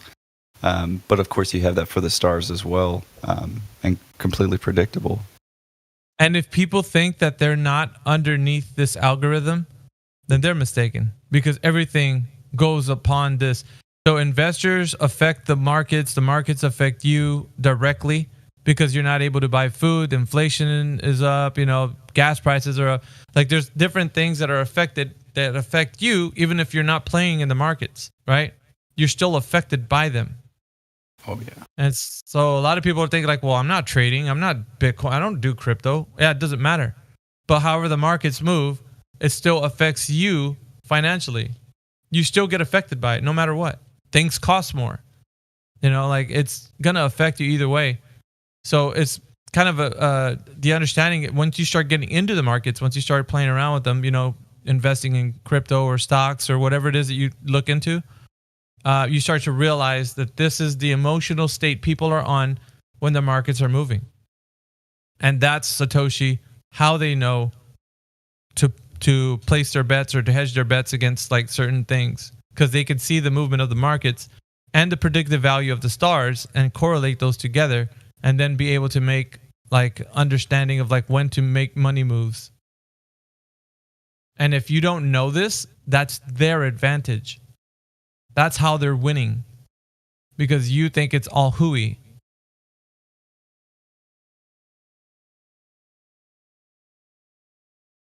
You know what I mean? That's how you win.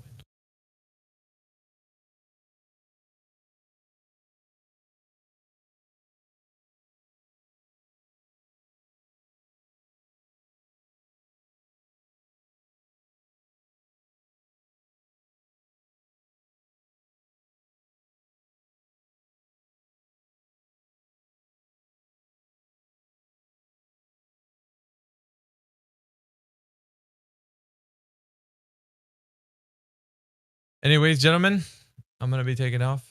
But yeah, just something to think about, I guess. Absolutely. Good to see you, Miguel. Take care, Maggie. Be well. Have a good day, man. Yeah, you guys too. Talk to you later. Bye.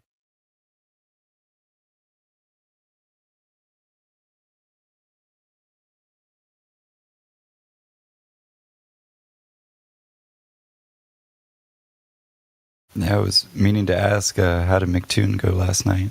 Didn't get to see it.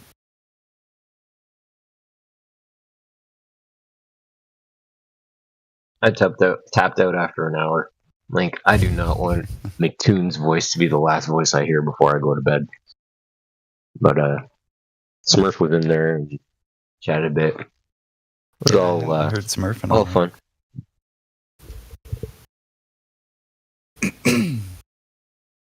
Good.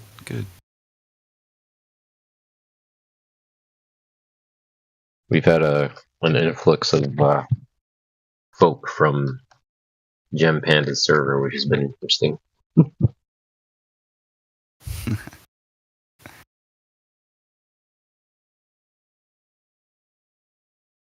But as I say, this is the place where you can actually have calm, cool, and collected conversations, which I always appreciate.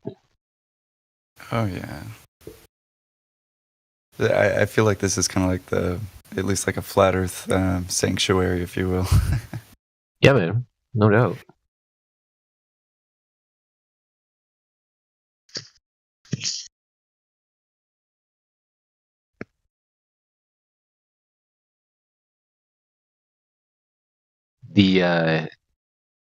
Your Rolls Royce story. Oh yeah. There's even a longer story with this, but yeah, it was pretty amazing. Well, the custom not the custom headliner, but the option for the headliner stars, the sky, the alignment. There's all kinds of stuff they can do. Apparently, you can have it set so that the sky appears as it looked on your birthday. One of the things that's one of the options, but. Yeah, man. Rolls Royce, all hand laid items. I think it was gosh, I want to say it was I can't remember how much it cost. I think she was telling me it was like $500 million. You know, they don't keep these cars, right? They keep them for like a year and then they sell it to the next rich guy. But it was one hell of a car, though. I'll tell you that. Oh, for sure. It was like a jet plane with 4 wheels.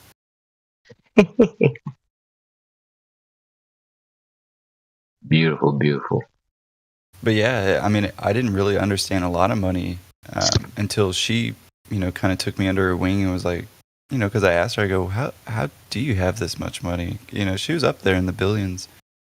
She was well connected with pharmaceutical companies like WellMed and sold a company. She actually started with a local gym here in Texas, and she sold it to Planet Fitness.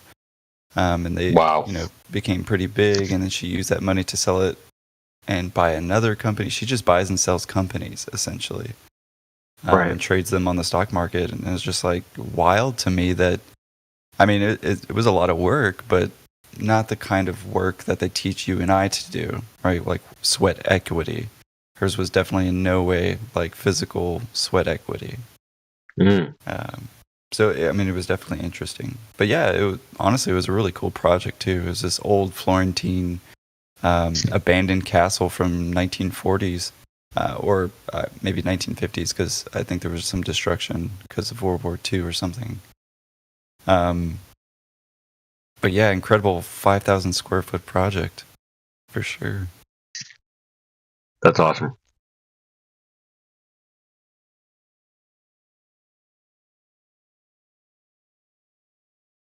But yeah, it was kind of the first glimpse of realizing that the rich definitely live differently.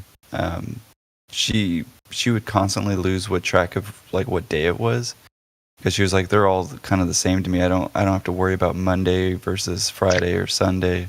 I was like, that's just wild to me. Awesome. I don't know what day it is. I've got so much money. Who cares? Oh man. But to her, it was like a mindset. She was like, no, just treat every day the same. Like, you never know what's going to happen the next day. And I was like, yeah, easier said than done. But she was kind of onto something. Like, because I don't know about you, but on Mondays, I'm like, man, F this Monday, you know? How dare you take a weekend away from me, society? Yeah. There's certain tones to each day. I've always thought of Monday. I've never, I think of Mondays is okay because you kind of can scrape through the day thinking about the weekend and whatnot. Tuesdays are like the great abyss for me. But then the week starts to obviously change up, right? You get Wednesday, the hump, you get over the hump, and then you're into spring conditions, i.e. Thursday. So, but I hear that. It gives a certain aspect to living each day like it's your last in a way, right? And you do as much as you can on the day because it's the day that you got. There's no name to it. Right.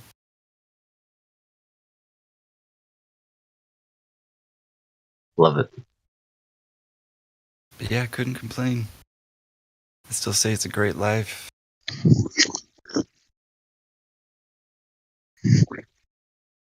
Do you guys celebrate Thanksgiving at all in Canada? Yeah, we're doing it in October, so we're a month earlier than you guys. Nice. But yeah, when you guys? It's tomorrow, right? Yeah, tomorrow. I think they make it like the third Thursday of November. I can't even remember. Right. And you got a 4-day weekend, or you? No, it's just a 2-day. Or yeah, I guess it's a 4 days. So Thursday, Friday, Saturday, Sunday. Nice. That's awesome. Can't complain. Nah, nothing wrong with that. They got that strange holiday Black Friday coming. Yeah, interesting name. I wonder how that one got started. It's a worthy question, I think, to ask at this point in time, given all the other stuff that's happened. We'll have a Black Pill Friday. Why you gotta call it black? Why couldn't it be a green Friday? Because everybody be saving money. You got Small Business Saturday and Cyber Monday. I think it's Love it. The lineup.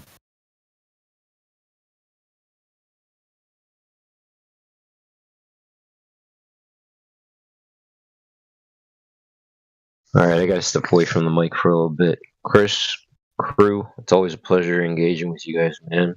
Hold it down, baby. I'll be back in a little bit. Appreciate you, man.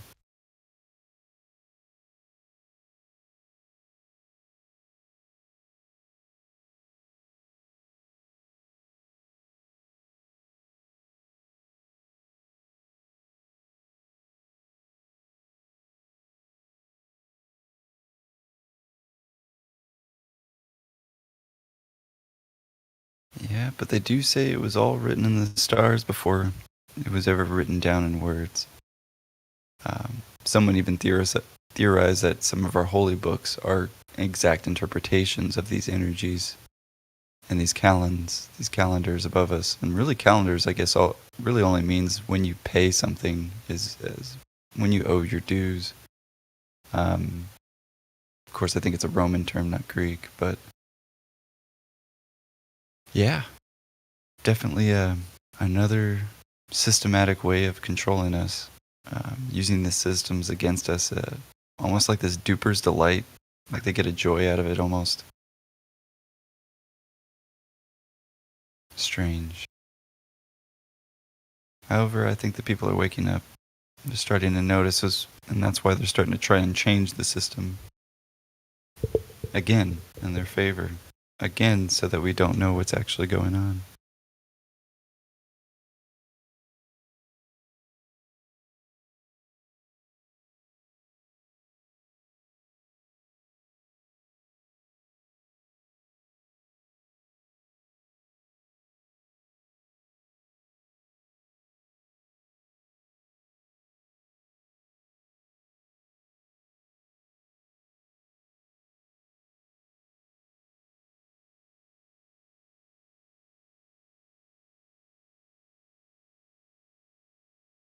But yeah, as much as the holidays probably not really worth celebrating, I do hope each and every one of us has some family to go with, and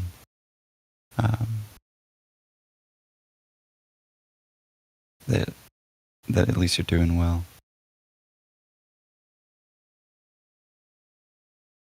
Probably got to step back and work too. I usually just listen to you guys, but yeah, always here on the 24/7 Flat Earth Discord, right? For some of us out there in YouTube land, always here to help discuss with anyone who possibly has questions about where they are and where they live. Couldn't say I could give you all the answers, but can definitely help. But yeah, just like each of us. Owner's Workshop Manual.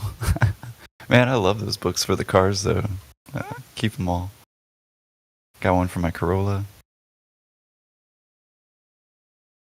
That's great. I should make one like the Universe for Dummies. Right.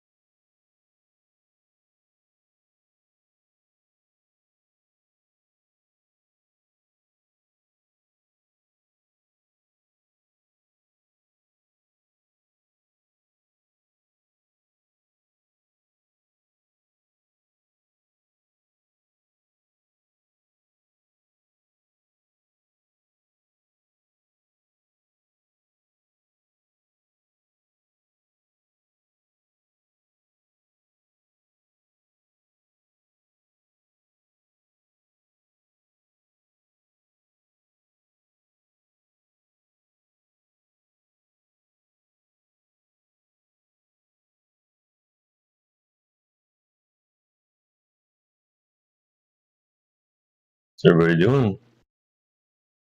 7:58 on a Wednesday. Isn't it Wednesday? Anybody out there? What up, Julius? Oh, what's going on, dude? Not much. Kind of a quiet Is it morning. morning? Where are you at? Say Where are you at? Like, States? Good old Texas. Oh, nice. What part? Like central, like just below Austin, Oh, Texas, Dallas? so San Antonio. Oh, Austin, yeah. I've been to Dallas and I've been to Austin. That's about the only two places I know. They're good places. McKinley and a bunch of Dallas suburbs. I was working in data centers. I think it was Singular Wireless at the time, AT&T. And Blockbuster Video had a data center there. I think it was Allen, Texas or something. Oh yeah, McAllen. McAllen. Yeah. Yeah. You're in Iowa, right? I'm in Iowa. Yeah, Ames. We're Iowa State University. Nice. I didn't go there. I went to Tumble. I went to Indian Hills. Indian Hills Did you Community guys just get some College. snow? Oh, a little. It's just like melted mostly. There's spots. It's little spots. Nice. Here, I'll take a picture. Let's see. If I can do this, let me send it to the voice. Voice saves. Yeah, I'll go outside. 1 second. I gotta get clocked in. Shit. I gotta do that first. Hold on a second. Okay. I didn't want to work today, but I'll be off till Tuesday if I can get through today.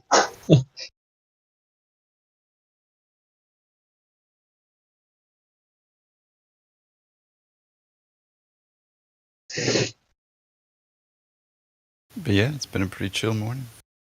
Yeah, it's trying to get signed in.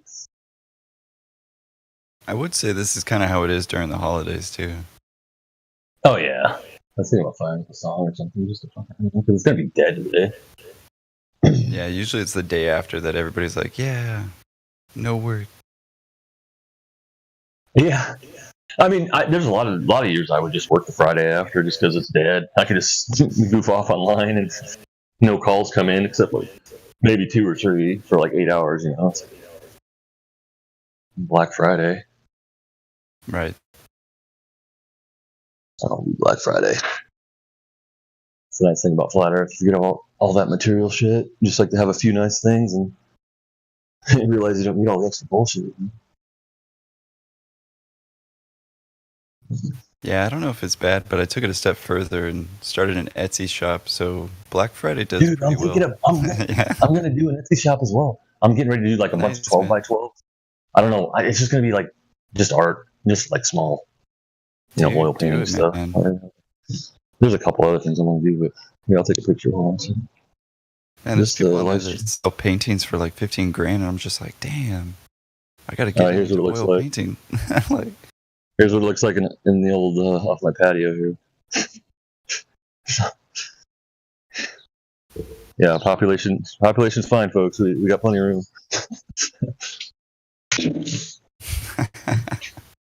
That's off my patio. Same thing in Texas too. That's the See that? That's sheep. beautiful. That's the Iowa State University sheep field there. That's where they keep their sheep. That little building off to the left a little bit, kind of in the front. And then there's a barn if you zoom in the back. The sheep building's just to the left there, though.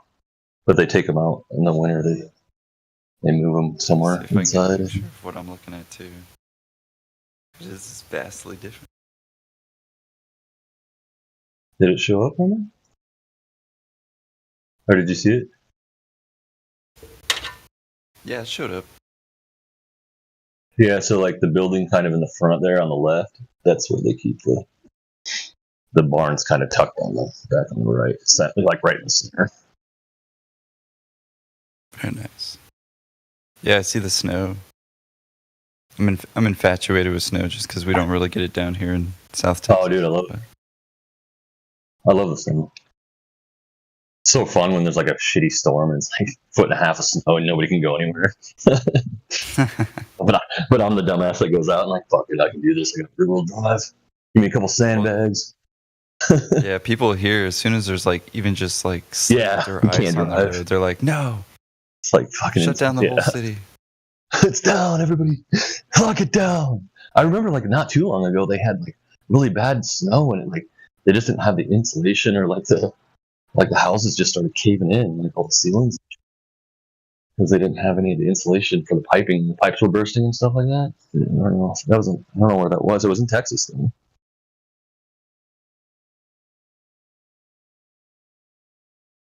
Nice. Yeah, I posted where my view is. My view is I'm at my second story of my house. Wait, oh cool. The picture doesn't do it justice, but Trying to get I like logged it. in here. Let me find you. Oh, nice, dude. Yeah.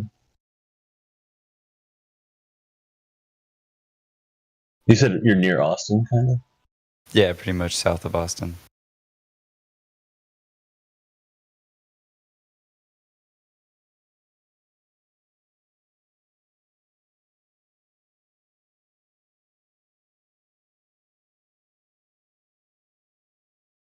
What up, Chili? Sure. Sure. Log in. Log in. I gotta log in like fucking 3 things every fucking day. Fucking computers, man. Do you work, what do you do for work, Chris? I do honestly too much, man. You know, I started. Oh, you do like business. self. Yeah, that's Yeah, right. You said- but I mean, I so actually do, want to like, talk to you about that. architecture. I do the Etsy stuff, and then I teach actually at a community college as well. So Oh, no. That's right. I've heard you talk about that. Yeah. What do you teach them? Or is it... teach architecture, like kind of Oh. old school. So like sort of like a 1950s, 1960s style. You like- so we still like draft. You like late 30s, early 40s, or Let's say my mid 30s. yeah. I'm 40. Gonna be 44. Nice. And actually next Saturday. Nice.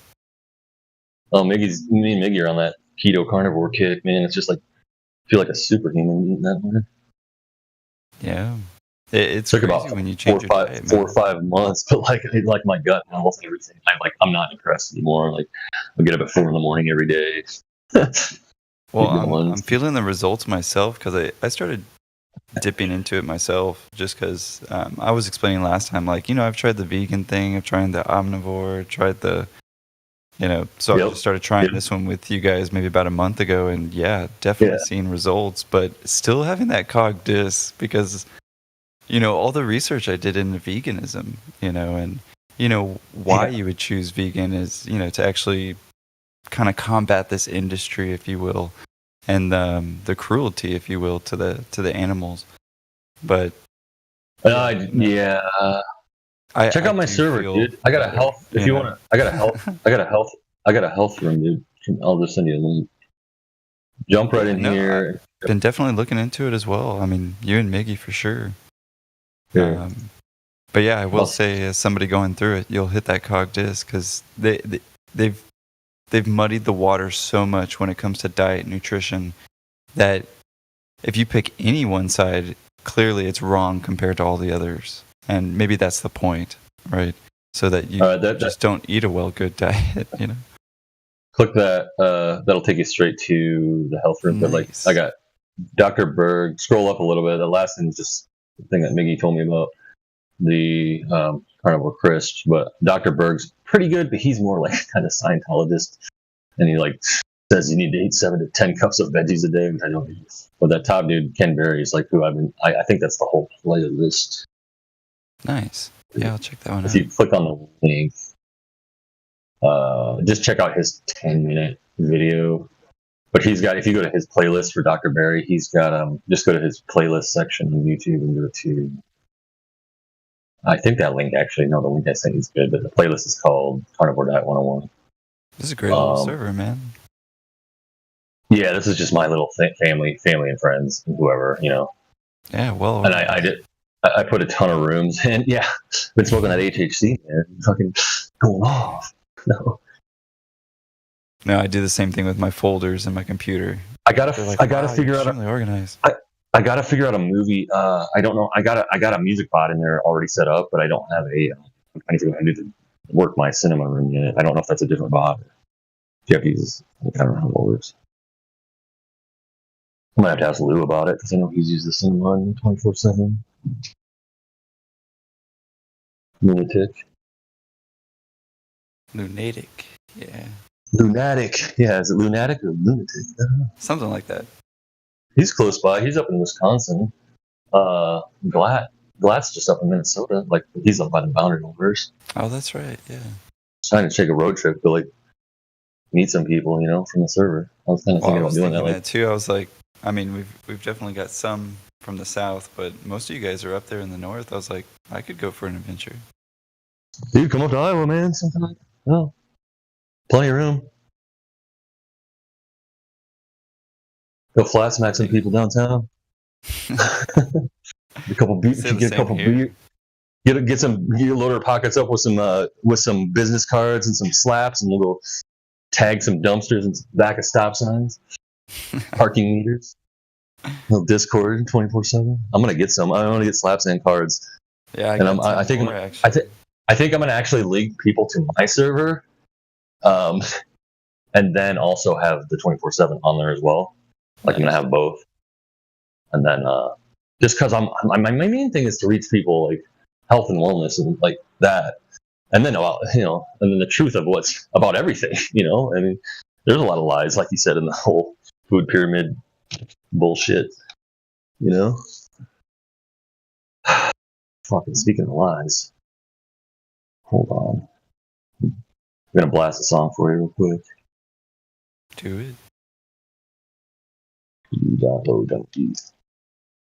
I think it was you who dropped it. Was it like the B.O.B. Bobaverse? Yeah. You know this? Did you drop that one? Yeah. I've been listening to that one constantly. It's so good. Yeah, Bobaverse. Quit sucking each other up. Well, just that artist too. Dude, that whole album. Do you have that album? Yeah.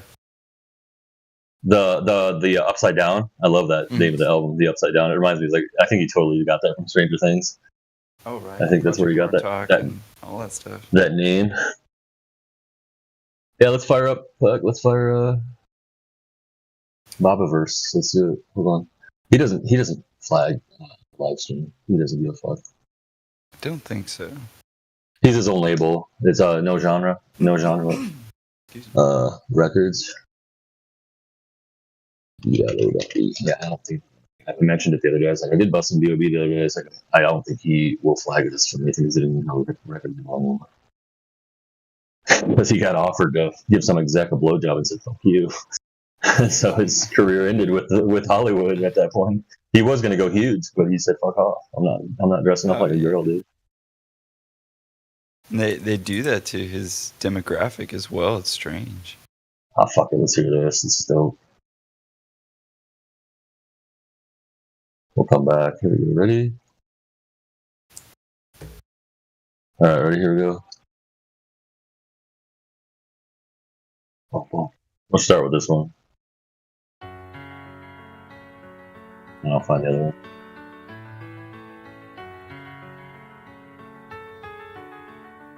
Can we pretend that airplanes in the night sky like shooting stars? I could really use a wish right now, wish right now, wish right now. Can we pretend that airplanes in the night sky like shooting stars? I could really use a wish right now, wish right now, wish right now. Yeah, I could use a dream or a genie or a wish to go back to a place much simpler than this. Cause after all the partying and smashing and crashing, and all the glitz and the glam and the fashion, and all the pandemonium and all the madness, there comes a time where you fade to the blackness. And when you staring at that phone in your lap, and you hoping but them people never call you back. But that's just how the story unfolds. You get another hand soon after you fold. And when your plans unravel in the sand, what would you wish if you had one chance? So airplane, sorry I'm late. I'm on my way, so don't close that gate. If I don't make that, then I switch my flight, and I'll be right back at it by the end of the night. That airplanes in the night sky like shooting stars. I could really use a wish right now, wish right now, wish right now. Can we pretend that airplanes in the night sky like shooting stars? I can really use a wish right now, wish right now, wish right now. Yeah.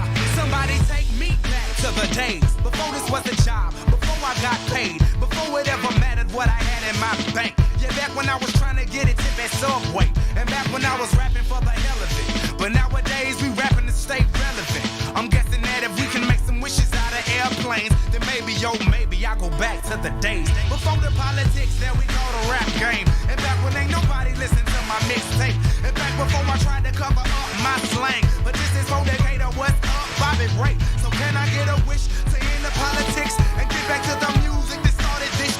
So here I stand, and then again I say, I'm hoping we can make some wishes out of airplanes. Can we pretend that airplanes in the night sky like shooting stars? I can really use a wish right now, wish right now, wish right now. Can we pretend that airplanes in the night sky like shooting stars? I can really use a wish right now, wish right now, wish right now. I could really use a wish right now, right now. I could really use a wish right now, right now. Like shooting stars. I could really use a wish right now, right now.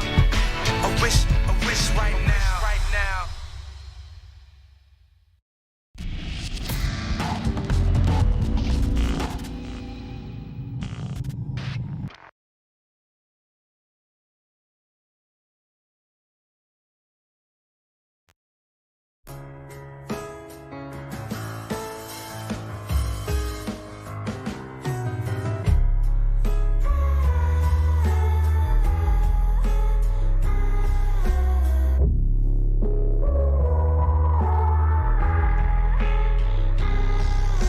I think I lit a fuse.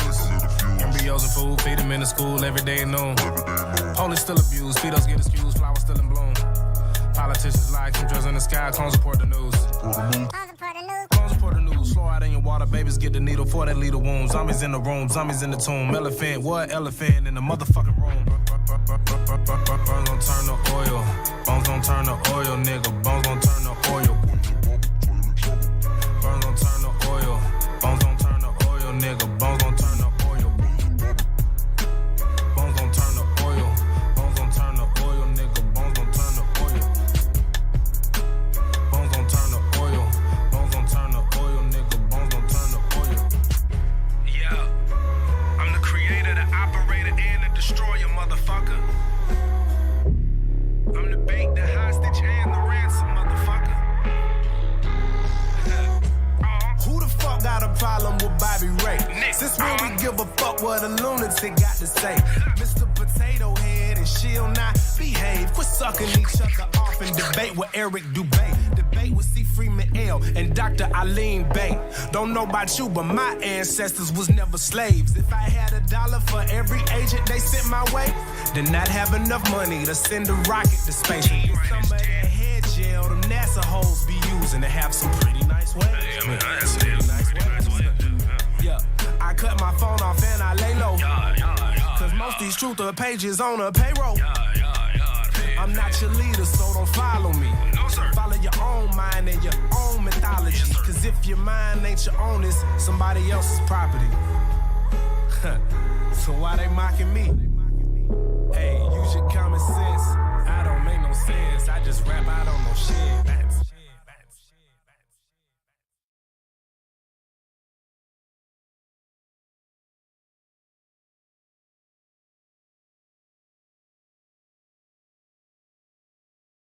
Yeah, that one's definitely grown on me. Yeah, dude, that like, there's so many good, man. That album.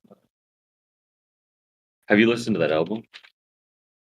Not like listen to it. Mostly, are you on Spotify? Just that one. Yeah. Are you on Spotify? On his YouTube. No, Spotify. Do you have Spotify? Yeah. Okay. Yeah. Go to his. Have you listened to his Elements? I will today. Dude, the Elements will just destroy your mood. Gotta write that down. As a matter of fact, here, let's play They Live.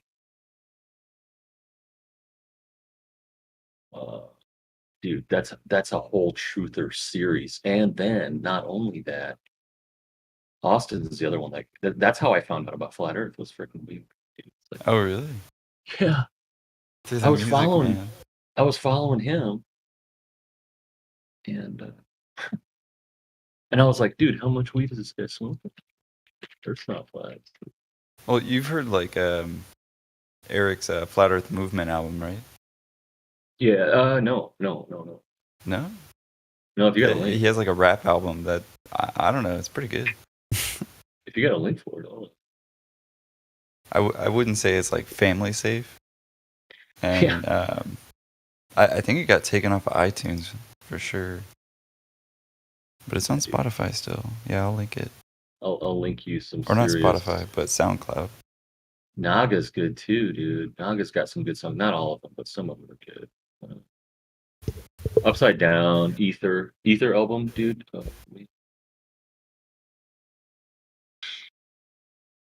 Yeah, check this out. The second album, All right. Spirit Level, was pretty good too. That's the fourth one. That's the Ether album. That is awesome. I just Oh, posted it on my nice. stream. Look at it. It's an elephant with a gas mask with chemtrails going around it, dude. It's like his artwork, his artist for his Elements albums is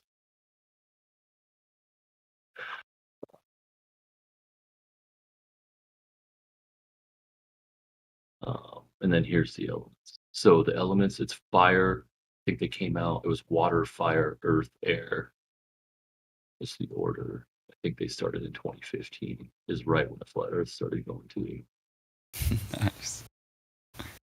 Yeah, I think it's a genre in itself, man. I mean, Flat Earth music. There you go. That's the Elements. That's all of them together. So it's water, fire, earth, air, in order. You know Born to Die, right? From Jaronism show. He used to play that all the time. Oh yeah. But dude, ET. Let's drop this real quick.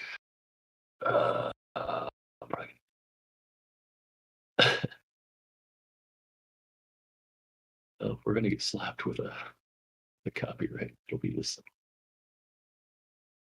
Well, don't do that. No, I won't play that one. That one because it's got Lil Wayne in it. I don't know. He's got a couple songs that play other people, so they don't want to stay away from those. But dude, False Flag. Have you heard that, Chris? No, I don't think I have.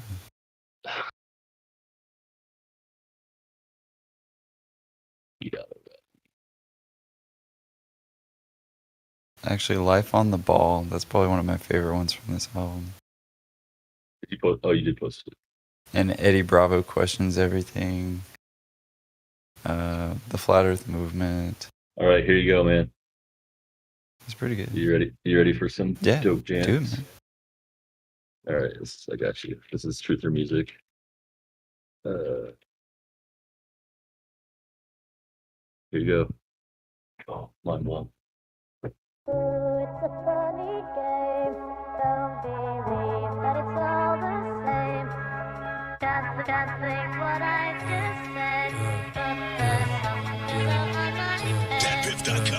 Shit, ride bad lane with the top back. Speed no brakes with a gas at. Crooked ass cop, push your cat back. So you already know where the strap at. Man, you already know when you're in beast mode. Man, you already know a nigga past that. Everybody false flag. Man, you already know a nigga plastic. You already know. You already know. You already know. I can tell you cause you already know. You already know. You already know. You already know. I can tell you, but you already know. Sick of running with my hands up. I'm just fucking all these bands up. Simple man, I don't demand much. I'm just trying to roll these grams up. What you wanted me to say to you? Give you something new, awaken you. Find a topic that's conveyable. A prophecy that's inescapable. This the world that they portray to you. Sovereignty is unattainable. Justice too is unavailable. The judge's ruling is persuadable. Slavery is generational. Who you worship, who you praying to. Watch these fakers what they say to you. You see the truth, it's unmistakable. No, they wouldn't lie to me, dog. No, they wouldn't lie to me, bro. No, they wouldn't lie to the world. No, they wouldn't lie under oath. Right. No man can be high as the law. The law wanna uphold. It's too late, the door's been closed. Too many stories been told. Stories been told.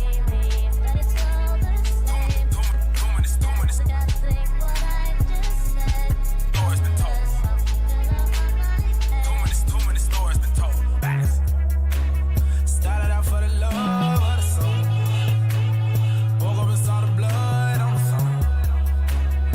Woke up and see the sun, it was cold. Wondering where the fuck did I go wrong? Where's the time gone? Where's the time gone? Lost in the time zone. What's got the time wrong? Where does the time go? I don't wanna die long. Don't wanna die long. Die long. Yeah, at a glance, you'll never truly understand. Cascading thoughts will form an avalanche. Eventually, the shit gon' hit the fan. Niggas that sick of suffering got demands. Climb up the mountain just so we can stand. Big brother hang you off and by your pants. No more religious to no more elitists. The people that put the law above the land. It's a scam, like Iraq and Iran, Afghanistan. Created targets, create them artists, democracy artists. Good-hearted people enlisted to fight. But the system has stripped all your rights. And the pictures delivered in doses so potent that when they're administered, people turn sinister. The retina, the all-seeing retina, the mark of the beast, the mark of the predator. God bless America. God bless the regular, far from the regular. Don't kill the messenger, bitch. Oh, it's a funny game. Don't believe that it's all the same. Can't think what I just said, but there's something on my head. Run fast lane with the top back. Speed no brakes with a gas at. Quicker than cop, push your cat back. So you already know where the strap at. Man, you already know when you're in beast mode. Man, you already know a nigga past that. Everybody false flag. Man, you already know a nigga blessed. You already know. You already know.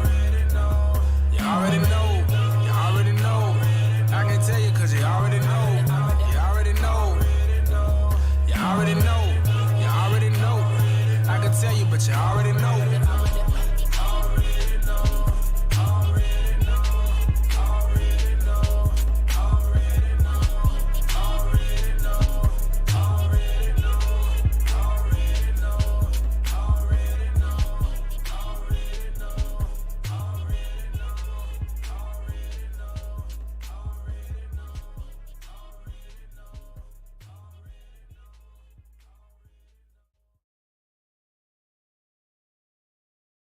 Fire track.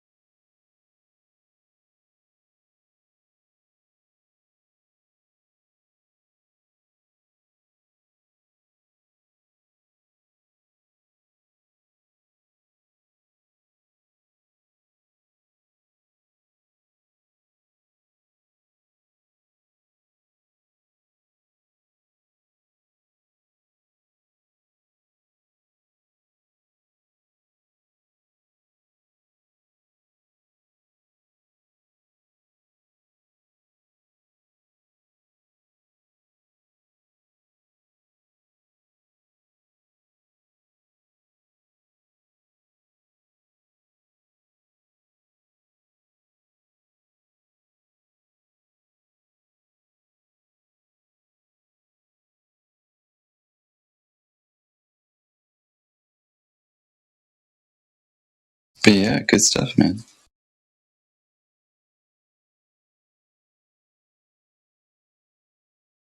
Like I said, I've been really digging the Flutter genre. That last track called Action News, dude, did you hear the lyrics? Yeah, Totally Sandy Hook. Like, so. right. But dude, that came out. He started in 2015, and I think so. It was Water, Fire, Earth, Air. If you look up, like, just do a wiki on like the discography of B.O.B., you can see the whole timeline. Oh, definitely. But yeah, Elements is definitely by far my favorite compilation that he's ever done lyrically as an artist. It's insane. I don't know if you ever did any research into Donald Marshall and the cloning centers. Ever looked into that? Oh yeah, Donald Marshall for sure. And I mean his connection to music too. Check this out. You want to hear a song that's totally about the cloning centers? Sure. Check this out, dude. Oops.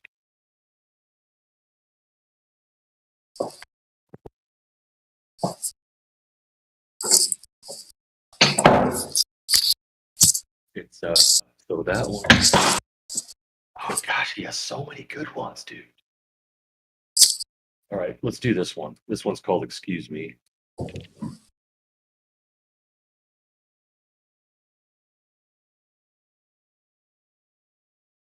I'll post the video so you can check it out if you want to watch it on mute. Live stream voice text. I put the link to the video. And top of the hour.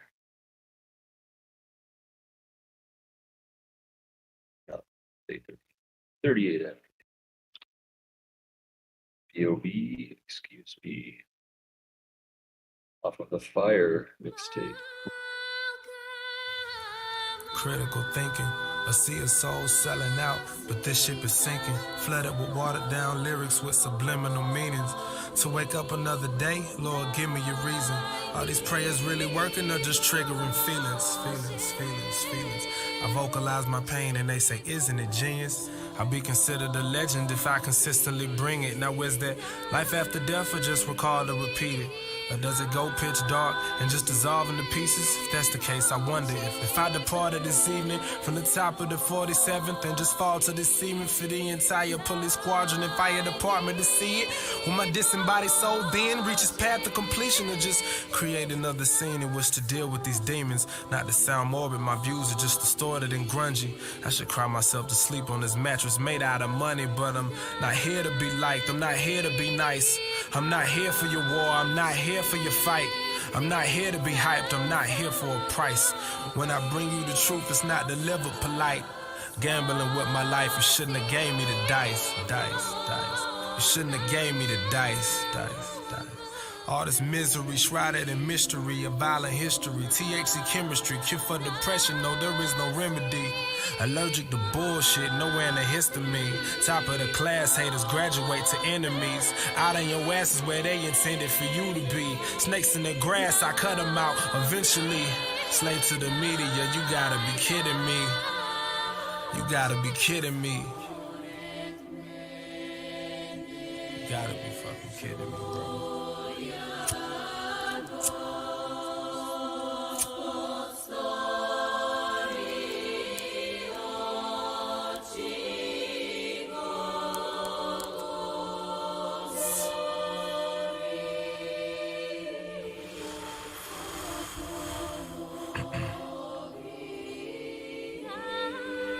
Yeah, and we live in a state of confusion. I hear what they say on the news. They usually just lay in a blueprint, use to create a delusion.